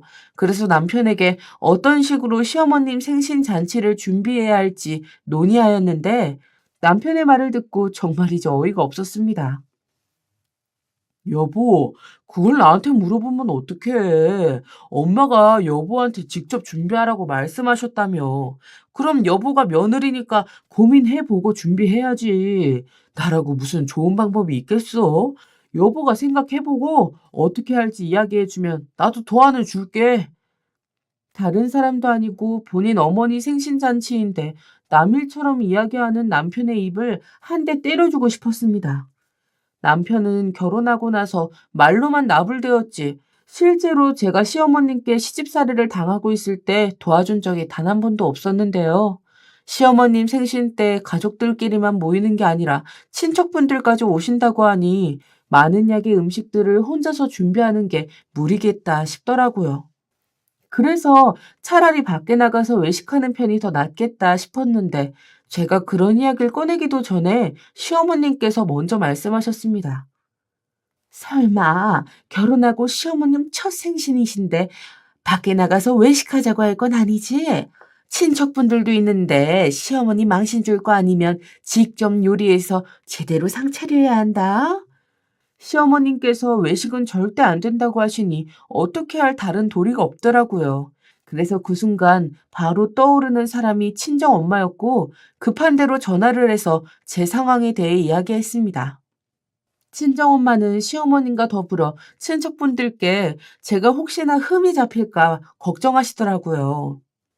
정아야, 엄마가 아침 일찍 너네 집에 갈 테니까 시어머님께는 미리 양해 부탁드린다고 말씀드려 놓아라. 요리도 못하는 네가 언제 그 많은 양의 음식을 한꺼번에 다 만들겠다고 그러니 엄마가 요리하는 거 도와줄 테니까 걱정 말고 미리 장만 넉넉하게 봐놔. 알았지? 저는 엄마까지 힘들게 만드는 것 같아 죄송했지만 달리 혼자서 생신상을 차릴 수 있는 다른 방법이 떠오르질 않아 알겠다고 했습니다. 그리고 시어머님께는 미리 저희 엄마가 아침 일찍 집에 오셔서 요리하는 걸 도와주시기로 했다고 말씀드렸는데요. 시어머님은 여러모로 탐탁치 않았는지 혀를 끌끌 차시더라고요. 정아, 너는 생일상 차리는 게 얼마나 힘든 일이라고 친정엄마까지 불러서 호들갑이냐? 그리고 지난번에 사돈께서 만드신 이바지 음식 먹어보니까 맛대가리 없던데 그걸 친척분들께 대접하자고 하는 거니? 시어머님 말씀대로 저 혼자 생신상을 차리지 못해 친정엄마까지 발벗고 나서는 게 맞긴 하지만 친정엄마가 만들어주신 음식이 맛대가리 없다고 비하하시니 기분이 언짢았습니다. 어머님, 저 혼자 생신상 준비하려다가 혹시나 시간 맞춰서 준비 못할까 봐 친정엄마께서 먼저 선뜻 도와주시기로 한 거예요. 그리고 저희 엄마 음식이 맛대가리 없다니 말씀이 너무 지나치신 것 같네요. 제가 시어머님 발언에 대해 기분 나쁜 걸 표현하자 시어머님께서도 말이 헛나왔다며 얼렁뚱땅 무마하려고 하시더라고요. 저는 시어머님께서 저희 엄마 음식에 대해 노골적으로 비하하시니 마치 저희 엄마를 업신여기시는 것 같아 기분 나빴습니다. 마음 같아선 시어머님께 제대로 사과를 받고 싶었지만 이제 곧 생신이시니 이번에만 넘어가고 속으로 다음번에도 비슷한 일이 생기면 절대로 가만히 있지 않겠다고 결심했죠.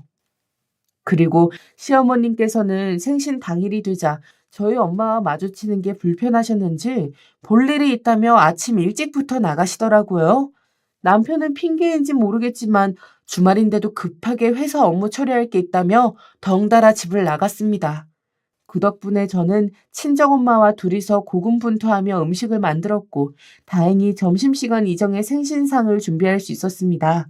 그런데 친정엄마가 나가시려고 하는데 마침 시어머니께서 집으로 들어오시더라고요. 아이고, 사돈. 제 생일에 이렇게까지 나서서 직접 생일상까지 차려주시고, 제가 몸둘 바를 모르겠네요. 덕분에 풍성한 생일 보내겠어요. 시어머님은 저희 엄마에게 다른 별말 없이 인사치레로 감사하다며 이야기하였습니다.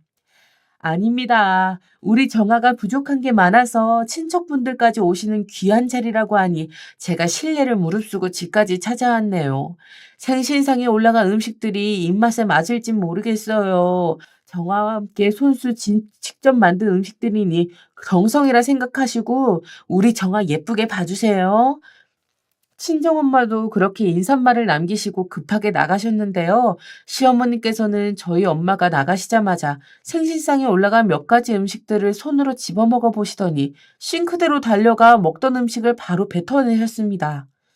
정아야, 내가 지난번에 이야기했는데 너희 어머니 음식이 너무 밍밍하다고. 내가 미리 언제를 줬으면 오늘 음식 만들 때 간을 좀 더 세게 하든지 네가 신경 좀 썼어야지. 아우, 이렇게 맛대가리 없어서 어떻게 다른 친척분들한테 음식 대접이나 하겠니? 시간이 없으니 메인 요리 몇 가지는 배달 음식으로 당장 시켜라. 너희 어머니께서 만들어주신 음식을 먹느니 그게 훨씬 낫겠구나. 진작에 배달 음식을 시킬 거였으면 차라리 외식을 했을 텐데 아침 일찍부터 시댁에 오셔서 힘들게 음식을 만드신 친정엄마를 떠올리니 화가 치밀어 오르더라고요.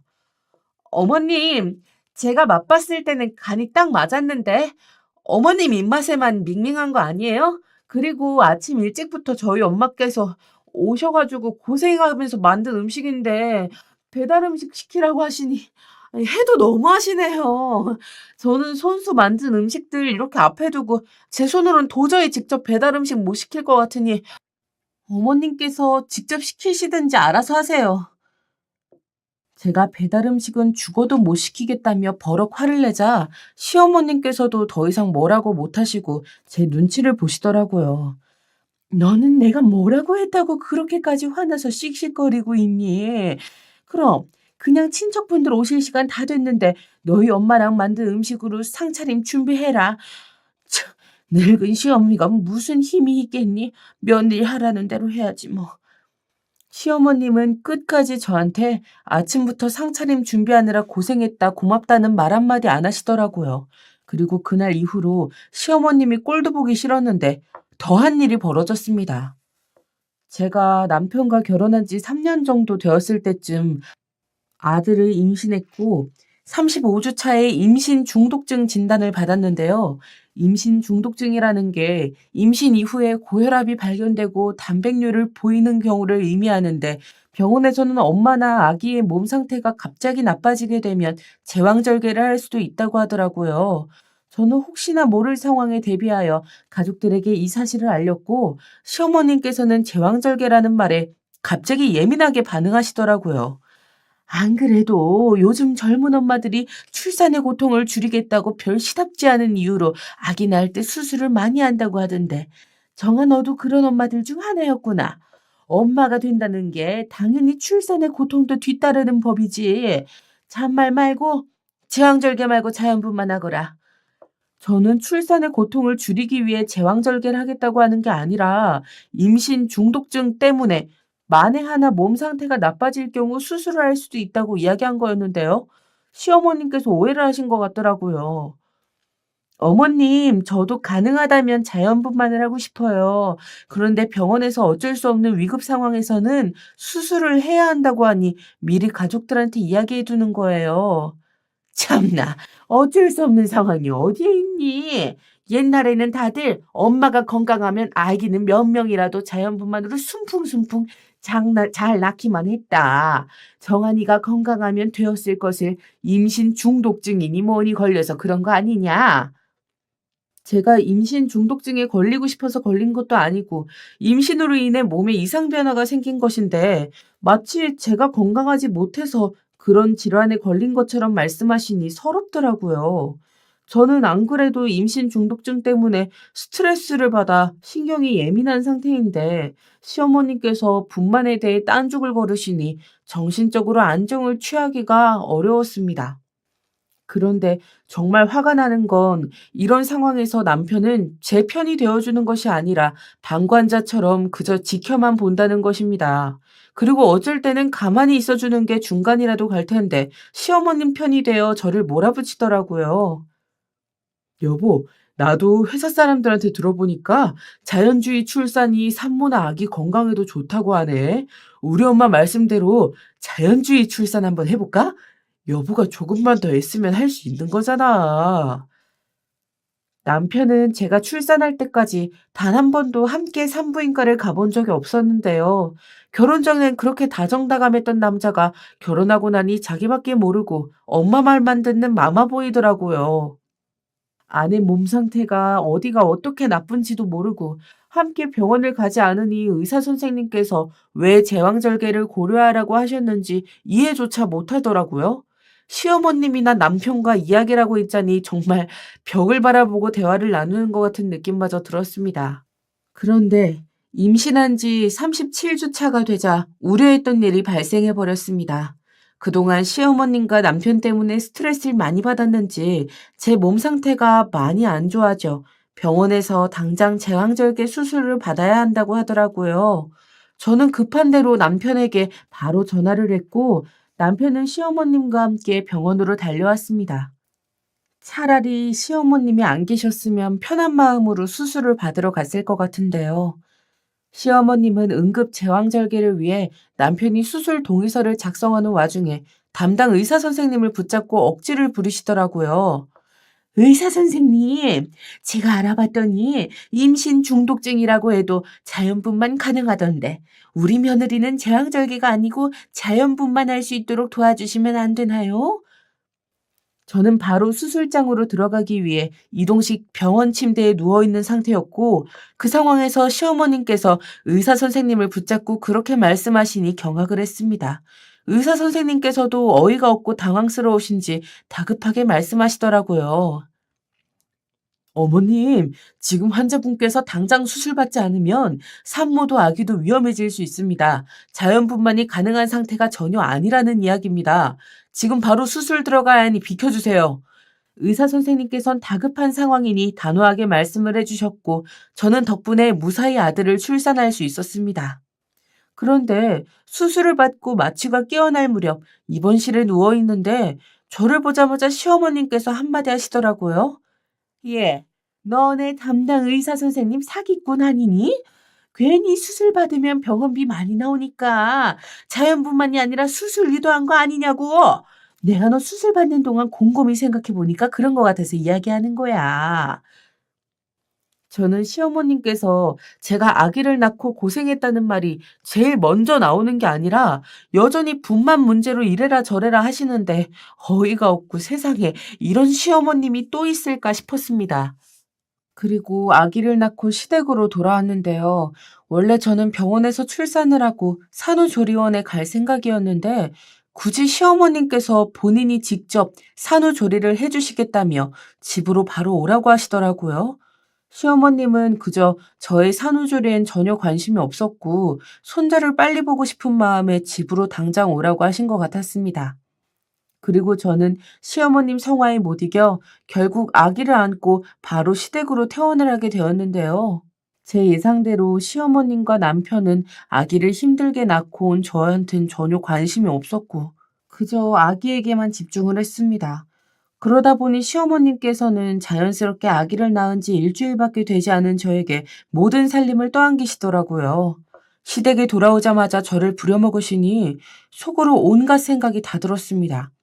내가 남편하고 결혼한 건 이 집안의 대를 이어주고 이렇게 종노릇이나 하려고 했던 건가?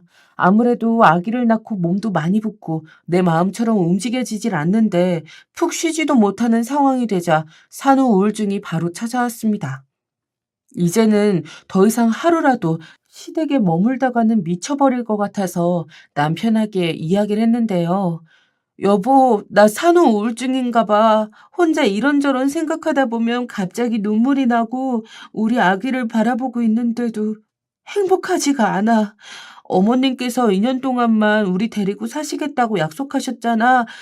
지금 2년이 넘어버렸는데 이제 분가해서 살면 안 될까?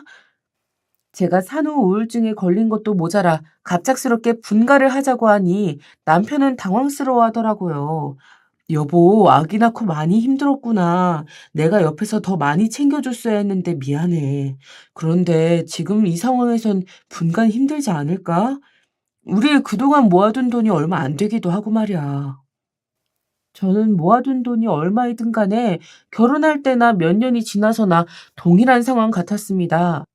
시간이 지날수록 결혼할 때보다 집값이 더 많이 올라서 차라리 결혼할 때 집을 샀으면 돈도 더 적게 들어가고 시댁살이로 스트레스 받을 일도 안 생겼을 텐데 말이에요. 그리고 남편은 결혼하고 막상 시어머님과 함께 사는 게 편했는지 저를 설득하기 시작했습니다. 여보, 엄마랑 같이 살면 우리 정말 빚 없이 차곡차곡 돈 모을 수 있어서 좋지 않아? 그리고 이제 우리 아기까지 낳았는데 여보 회사 복직하고 나면 엄마가 아기를 봐주실 수도 있고 말이야. 저는 시댁살이로 너무 지쳐 있었고 돈이 중요하지 않았습니다. 아기를 낳고 시댁에서의 모든 생활이 저를 올가내는 것 같았거든요. 그런데 남편은 전혀 분가 생각이 없었고 갓난아기가 있는 상황에서 쉽사리 큰 돈을 들여 이사를 가는 것도 만만치 않았습니다. 그래서 저는 결국 당장 분가를 하는 것은 여러 정황상 포기할 수밖에 없었고 언젠가 반드시 분가를 하리라 결심했죠. 그렇게 15년이 되어서야 시댁에서 분가를 할 수밖에 없었던 큰 사건이 발생했는데요. 저희 친정엄마가 제가 좋아하는 반찬을 몇 가지 만들어서 보냈다며 회사 끝나고 집에 가면 저녁에 시댁 식구들하고 같이 먹으라고 연락이 오신 거예요. 제가 워킹맘으로 일도 하면서 아이까지 돌보느라 고생 많다며 힘내라고 보내주신 반찬이었습니다. 회사 끝나고 집에 들어가는 길에 친정엄마가 해주신 반찬에 밥을 먹을 생각을 하니 너무나 행복하더라고요. 저도 아이를 낳고 키우며 기르다 보니 엄마의 손길이 너무 그리웠었는데 오랜만에 엄마가 해준 음식들을 먹을 수 있겠다고 생각하니 기분이 좋았습니다. 그래서 즐거운 마음으로 퇴근을 해서 현관문을 열었는데요. 시어머님이 부엌에서 하시는 행동을 보고 경악했습니다. 저희 엄마가 만들어주신 반찬을 모조리 음식물 쓰레기 봉투에 집어넣고 계시더라고요. 저는 순간 제가 잘못 봤나 싶어서 눈을 비벼보았는데요. 시어머님께서는 이미 모든 반찬을 음식물 쓰레기 봉투에 넣어놓고 마지막으로 물김치 통을 잡고 싱크대에 물을 버리고 있었습니다. 저는 깜짝 놀라 부엌으로 달려가며 시어머니께 소리쳤습니다. 어머님, 지금 뭐 하시는 거예요? 이거 저희 엄마가 만들어주신 반찬들인데 이걸 모조리 싹 다 음식물 쓰레기 봉투에 넣으신 거예요? 저의 물음에 시어머님께서는 아무렇지 않은 듯이 이야기하셨습니다. 아이고 깜짝이야. 귀청 떨어지겠다 야. 내가 옛날부터 느낀 거지만 너희 어머니는 맛대가리 없는 반찬들 잔뜩 만들어서 매번 우리 집에 보내주면 어쩌자는 거냐. 15년 전이나 지금이나 여전히 밍밍하고 맛없어서 이걸 누구 입에 넣으라는 건지. 사돈은 허구한 날 내가 반찬이 밍밍하다고 이야기하면 한 번쯤이라도 간을 맞춰서 보내주시지. 어쩌면 매번 똑같이 맛대가리 없는 반찬들만 잔뜩 보내시는지 원. 내 말 무시하는 것도 아니고 기분 나빠서 싹 다 버렸다. 저는 시어머님의 얼토당토 않는 말씀에 화가 치밀어 올랐습니다. 그리고 시어머님이 들고 계신 물김치통을 빼앗으며 이야기했는데요. 아무리 그래도 저희 엄마가 손수 만들어주신 귀한 음식들을 음식물 쓰레기 봉투에 넣으신 건 너무하신 거 아니에요? 어머님 입맛에 안 맞으면 어머님만 안 드시면 되는 거지 왜 다른 식구들까지 못 먹게 이러시는 거예요? 시어머님께서는 제가 두 눈 부릅뜨고 버럭 화를 내자 기분이 언짢으셨는지 저에게 한마디 하셨습니다. 너는 무슨 애가 어른 무서운 줄도 모르고 손자도 보는 앞에서 대놓고 시어머님을 면박을 주냐? 네가 이러면 영성이가 뭘 보고 배우겠어. 그리고 맛대가리 없는 음식을 우리 아들하고 손자한테도 주기 싫어서 버렸다. 어쩔래? 저와 시어머님이 큰 소리를 내며 말다툼을 하고 있자 저희 아들이 부엌으로 나왔고 시어머님은 저희 아들을 붙잡고 물어보았습니다. 영성아, 네가 한번 말해봐라. 외할머니가 해준 음식보다 친할머니가 해준 음식이 훨씬 맛있지? 너네 엄마가 이야기한 것처럼 맛대가리 없는 음식을 억지로 먹으면 우리 영성이 몸에도 안 좋고 그렇지? 영성이는 저와 친할머니 사이에 두고 어떻게 대답을 해야 할지 몰라 난처한 모습이었고 머쓱하게 머리를 긋고 있었습니다. 저는 어린 손자를 붙잡고 친할머니와 외할머니를 비교하며 질문하는 시어머님이 유치해 보였는데요. 마치 친정엄마가 해주신 음식을 먹으면 잘못되는 것 마냥 이야기를 하시니 기분이 상하더라고요. 그리고 영성이는 친할머니가 붙잡고 놔주질 않으니 마지못해 대답했습니다. 할머니가 외할머니가 해준 음식은 먹지 말라고 했었잖아요. 그래서 지난번에도 건강에 안 좋은 음식은 버려야 한다면서 저한테 쓰레기 봉투를 가지고 오라고 해서 다 버렸는데 저는 그냥 우리 엄마가 해준 음식이 가장 맛있는 것 같아요. 저는 영성이가 한 이야기를 들으며 기겁을 했습니다. 알고 보니 시어머님께서는 매번 저희 엄마가 해주신 반찬을 저 몰래 음식물 쓰레기 봉투에 버리고 계셨더라고요. 저는 시어머님의 도를 넘는 행동에 더 이상 참지 못하고 이야기했습니다. 어머님, 해도 너무 하시네요. 매번 뒤돌아서면 친정엄마가 만들어주신 반찬이 금방금방 없어지길래 가족들이 맛있게 다 먹었나 보다 했는데 어떻게 친정엄마가 정성 들여 만들어주신 음식을 모조리 버리실 수가 있어요? 그때 마침 남편이 집에 들어왔고 제가 시어머님께 화를 내고 있자 무슨 상황인지 물어보더라고요. 그런데 시어머님은 저희 남편이 들어오자 억울하다는 듯이 남편 옆에 찰싹 달라붙어서는 저를 째려보았습니다. 남편은 앞뒤 사정을 듣고 한숨을 크게 내쉬더니 시어머님과 함께 저를 바라보며 이야기했습니다. 여보, 별것도 아닌 일 가지고 엄마한테 큰 소리 낸 거야?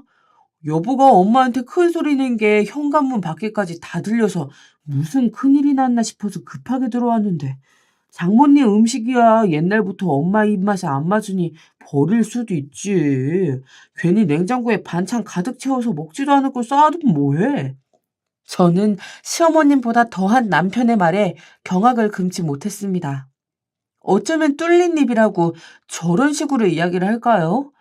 장모님께서 만들어준 음식이 입에 맞지 않는다며 당연하게 버릴 수 있다는 남편의 말에 저는 그 엄마의 그 아들이라는 생각이 들었습니다. 그리고 이 집안에서 우리 아들을 계속 키우다간 영성이까지 물들어서 이상하게 변할 것 같아 무서웠습니다. 그리고 이제는 무슨 일이 있어도 시댁에서 벗어나야겠다는 생각에 시어머님과 남편에게 단호하게 이야기했는데요. 어머님, 그리고 여보, 잘 들으세요. 저는 더 이상 예의와 도리라고는 손톱만큼도 모르는 이 집안에서 우리 아들을 키울 수 없을 것 같습니다. 저도 계속 이 집구석에 있다간 스트레스 받아서 없던 병에도 걸릴 것 같아요. 이제는 저희 집 구해서 분가할 테니 그렇게 알고 계세요. 제가 시댁살이 15년 만에 분가 얘기를 공식적으로 꺼내자 시어머님께서는 당황한 눈치셨고 저는 말을 이어나갔습니다. 어머님께서 처음 결혼했을 때 저희 부부와 2년만 같이 살겠다고 저희 친정엄마와 약속하셨었죠. 지금 자그마치 15년 동안 어머님 모시면서 살아왔어요. 중간에 분가하고 싶은 걸 오빠가 몇 번이고 만류해서 살아온 건데 이제 더 이상은 못 버틸 것 같아요. 그동안 제가 남편에게 분가에 대해선 여러 번 이야기했었는데 남편도 이번에는 제가 단단히 결심했다고 생각했는지 아무 말도 못 하더라고요. 그리고 시어머님은 저희가 15년 동안이나 같이 살았는데 이제 와서 분가하겠다고 하니 어이가 없으셨나 봅니다. 너네가 무슨 돈으로 집을 사서 분가하려고 하는 거니? 그동안 내가 먹여주고 재워주고 그렇게 한 세월이 자그마치 15년이나 되는데 이제 와서 나랑 상의도 하지 않고 마음대로 나가겠다니 이게 대체 무슨 경우냐?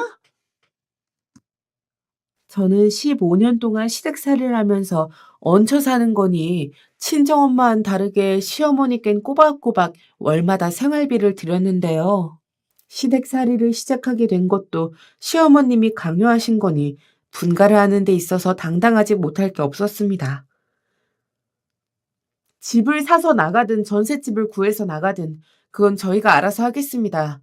돈은 저희가 알아서 할 테니 걱정 마시고요. 어머님께서도 처음 저희한테 시댁살이 하라고 하셨을 때 저랑 일체 상의하지 않으시고 무작정 집에 들어와 살라며 강요하셨잖아요. 저도 이번엔 제 마음대로 하려고 하니 말리지 마세요. 그렇게 이야기하고 저는 집 밖을 나갔습니다. 더 이상 시어머님과 남편의 이야기를 듣고 싶지도 않았고 대화를 나누어 봤자 소용없다는 걸 알게 되었거든요. 어차피 시어머님과 남편은 한편이 되어 또다시 저를 몰아붙일 게 뻔했고 저는 더 이상 그들에게 노란하고 싶지 않았습니다. 제 마음 같아선 남편도 시댁에 떼어놓고 아들하고만 둘이서 살고 싶었는데요. 시집살이를 겪으면서 한 번쯤 이혼을 생각하지 않은 건 아니지만 자식이 있다 보니 매번 저만 참고 살게 되더라고요. 저는 그렇게 시댁을 나와 친정엄마 댁으로 향했습니다. 제 유일한 편은 엄마밖에 없었으니까요. 엄마는 몇 시간 전에 회사 퇴근을 하고 집으로 간다고 했던 딸내미가 친정집으로 오니 당황하시더라고요. 그리고 저는 엄마의 얼굴을 보자마자 긴장이 풀려 털썩 주저앉아 울음을 터뜨리고 말았습니다. 엄마는 아무것도 묻지 않고 저를 꼭 껴안아 주셨는데요. 오랜만에 엄마 품속에 안겨 속 시원하게 울고 나니 기분이 상쾌하더라고요. 엄마, 저 이제 분가하려고요. 그동안 시댁살이 하면서 정말 힘들었는데 더 이상은 못 버틸 것 같아요. 엄마는 제 마음 이해하시죠? 저 엄마 집 근처로 이사 갈 거예요. 그동안 제가 시댁 이야기를 꺼내면 속상해 하실까 봐 아무런 이야기도 하지 않았었는데요. 엄마는 제가 시댁에서 힘들었다는 걸 이미 알고 계셨던 것처럼 이야기하시더라고요. 그래, 정아야 잘 결심했다. 엄마는 네가 그동안 시집살이 버틴 것도 정말 대단하다고 생각해.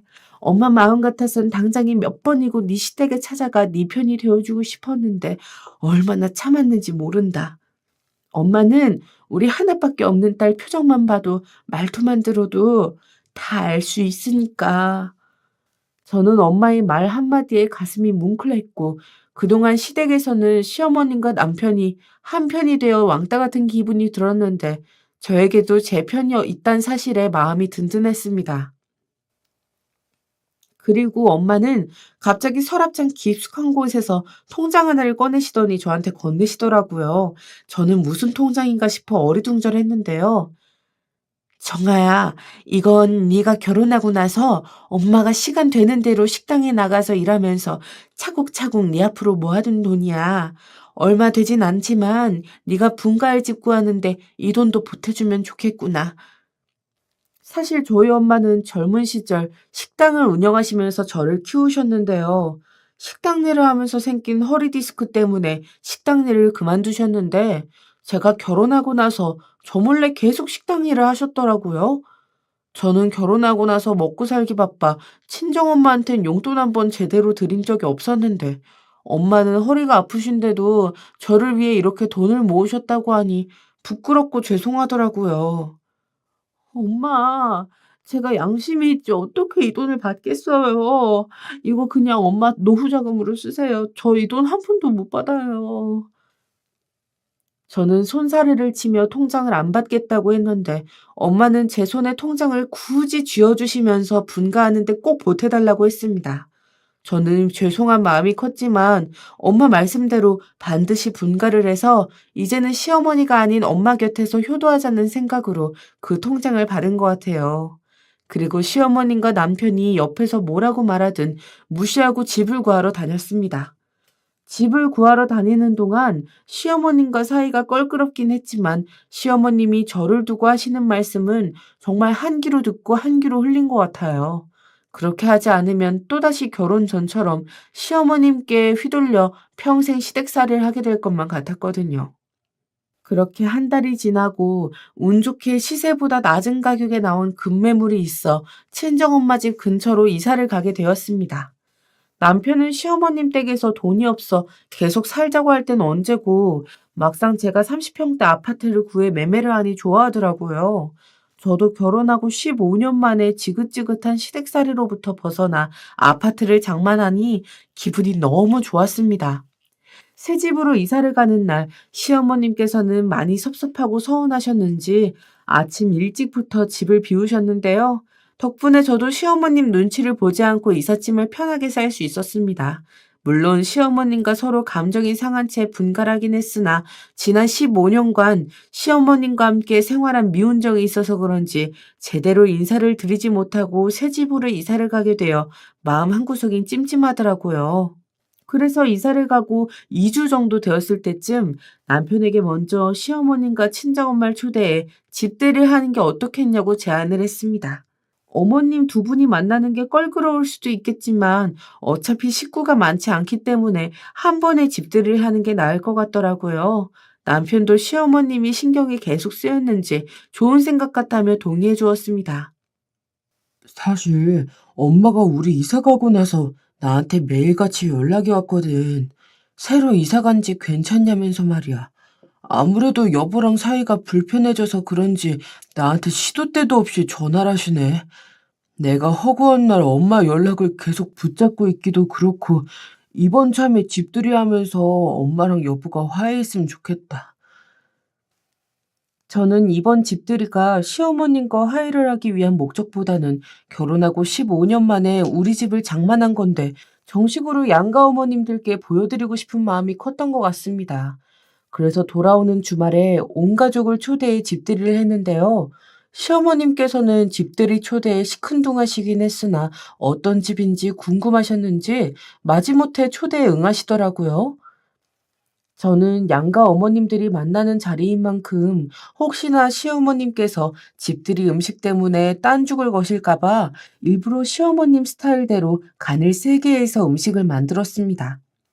온 가족이 모여봤자 양가 식구들이 어머님들밖에 없어서 그런지 집들이 음식을 준비하는데 생각보다 오래 걸리지 않더라고요. 그래도 처음 저희 집을 장만해서 초대하는 집들이인 만큼 제 나름대로 신경 써서 음식을 준비했습니다. 저희 친정엄마는 아무래도 이사 온 집과 거리가 가깝기 때문에 약속 시간에 맞춰서 혼자서 걸어오셨는데요. 시어머님은 상대적으로 집이 멀어져 남편이 직접 가서 모시고 왔습니다. 저는 시어머님이 남편과 함께 집에 들어오실 때 최대한 미소를 지으려 애썼는데요. 시어머님 양손과 더불어 남편의 양손에도 짐이 한가득이더라고요. 시어머님과 남편이 들고 온 짐은 저한테는 굉장히 익숙했는데 시어머님의 이불과 베개 그리고 시어머님이 평상시 자주 입고 다니시던 옷가지를 넣은 쇼핑백이었습니다.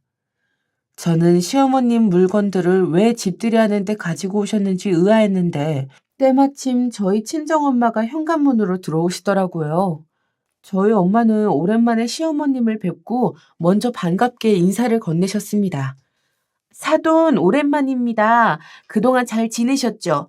살다 보니 아이들이 이제서야 제 집 마련을 해서 늦게나마 집들이를 오게 되네요. 시어머님은 저희 엄마의 반가운 인사말과는 정반대로 인상을 찌푸리시더니 차가운 말투로 이야기하셨습니다. 제가 잘 지냈을 리가 있나요?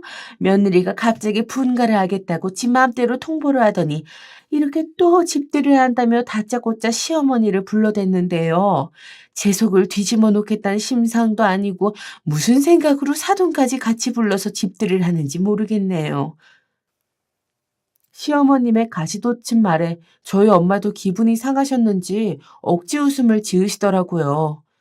우리 정아가 설마 분가를 마음대로 통보했을 리가 있나요?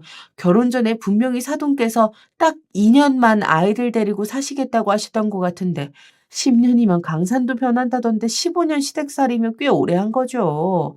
이렇게 늦게나마 아이들이 분가한 게 다행인 거 아닌가요? 예전 같았으면 저희 친정엄마가 제가 시댁살이를 하고 있기 때문에 혹시나 흠이 잡힐까 봐 시어머님이 기분 나쁘게 말씀하셔도 그냥 그러려니 넘어가셨는데요. 이제 제가 시댁살이를 벗어나고 나니 시어머님 말씀에 맞받아치시더라고요. 저는 좋은 마음으로 집들이를 초대한 것인데 어머님 두 분이 집 안으로 들어오시지도 않고 현관문 앞에 서서 기싸움을 하시는 것 같아 가시방석에 앉아있는 기분이 들었습니다. 남편도 그 상황이 불편했는지 분위기를 바꾸려고 노력하더라고요. 엄마, 그리고 장모님, 많이 시장하지 않으세요?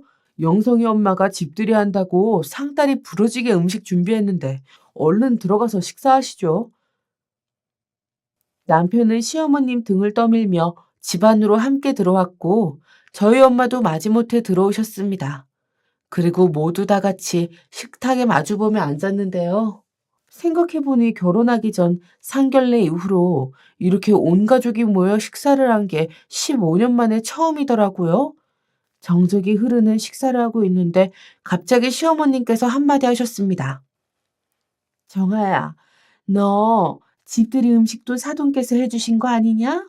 너 원래 그런 거 잘하잖니. 앞에선 네가 만들었다고 거짓말하고 뒤에선 친정엄마 불려서 음식 만들어 달라고 시키고 말이야. 음식 맛을 보니까 맛대가리 없는 게 딱 사돈 솜씨구만 뭐.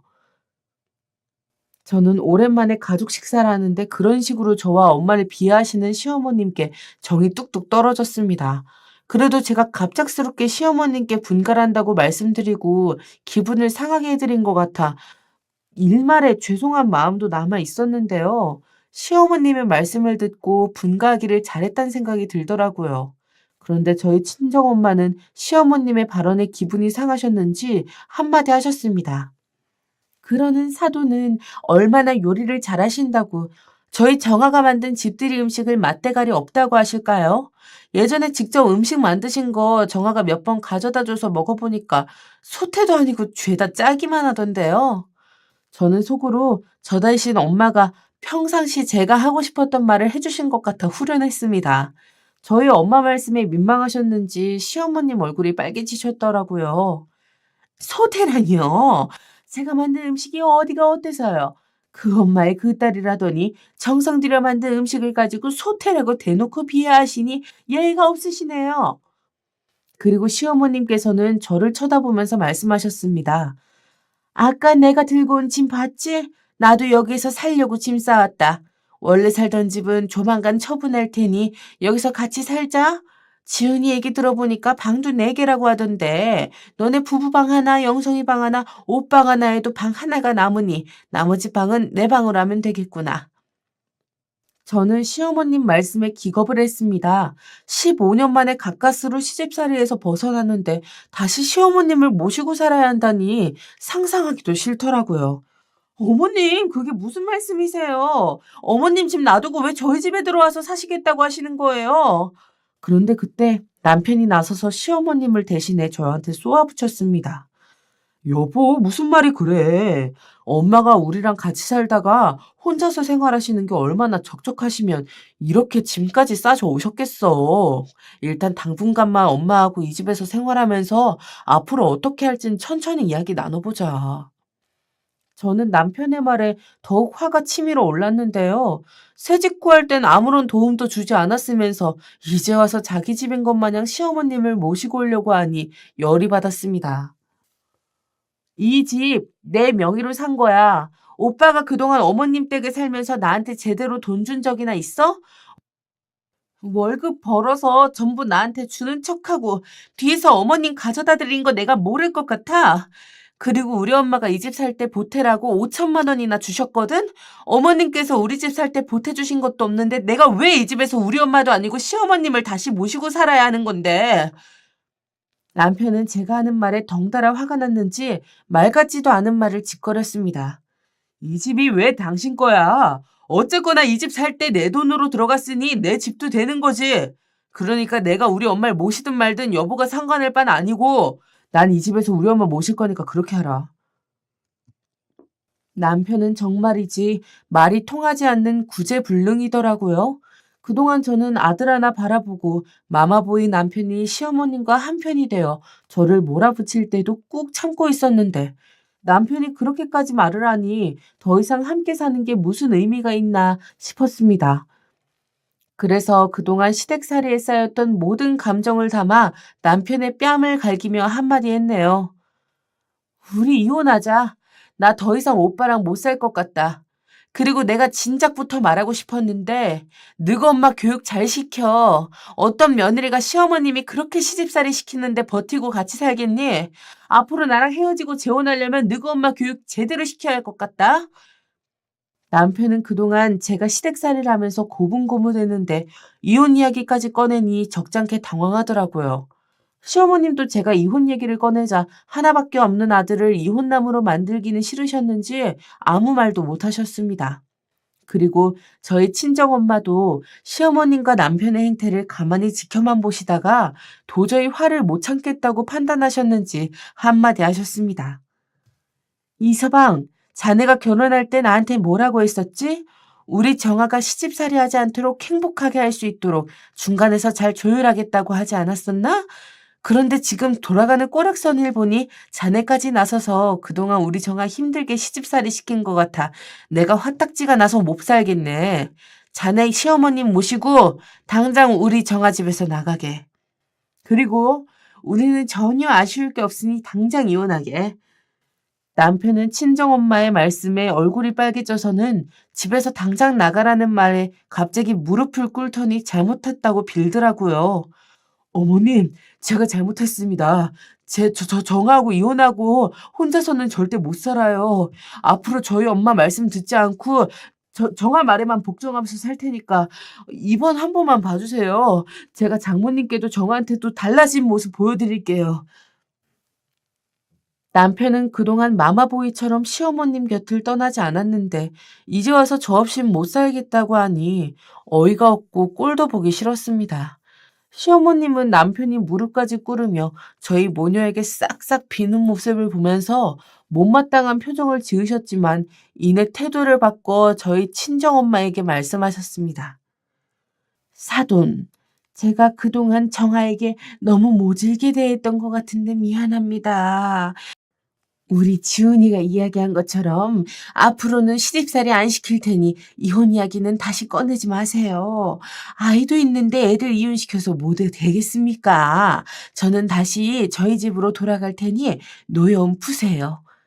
15년 동안 시어머님과 살면서 단 한 번도 미안하다라는 말을 들어본 적이 없었는데 이렇게 쉽게 미안하다고 사과하시니 그동안 왜 이렇게 저를 못살게 괴롭히면서 자존심을 세우셨는지 이해가 안 가더라고요. 그렇게 그날의 집들이는 남편이 시어머님의 모든 짐을 싸서 댁으로 모셔다 드리면서 마무리되었습니다. 저는 사실 남편과 이혼해도 상관없을 정도로 시어머님과 더불어 남편에게도 정이 떨어진 상태였는데요. 그날 이후로 남편은 저에게 납작 엎드려서 말도 잘 듣고 기도 못 펴고 살고 있습니다. 그리고 시어머님께서도 저희 친정엄마 앞에서 직접 하신 말씀이 있으니 예전처럼 저를 종 부르듯이 막대하지 못하고 제 눈치를 살살 보시더라고요. 사실 새 집으로 이사 오고 나서부터 시어머님과 마주칠 일이 없으니 시집살이로부터 완전히 벗어나 살고 있는 것 같습니다. 저는 그동안 나름 착한 며느리라고 생각했는데 15년 동안 시집살이를 버티지 못하고 지렁이도 꿈틀거리면 꿈틀거린다고 버럭 화를 내고 결단력 있게 행동을 하니 시댁에서도 저를 무시하지 못하고 좋네요. 전국의 시집살이 중인 며느리들이 제 사연을 듣고 용기를 내어 해방되기를 바라봅니다. 저의 긴 사연 들어주셔서 감사합니다.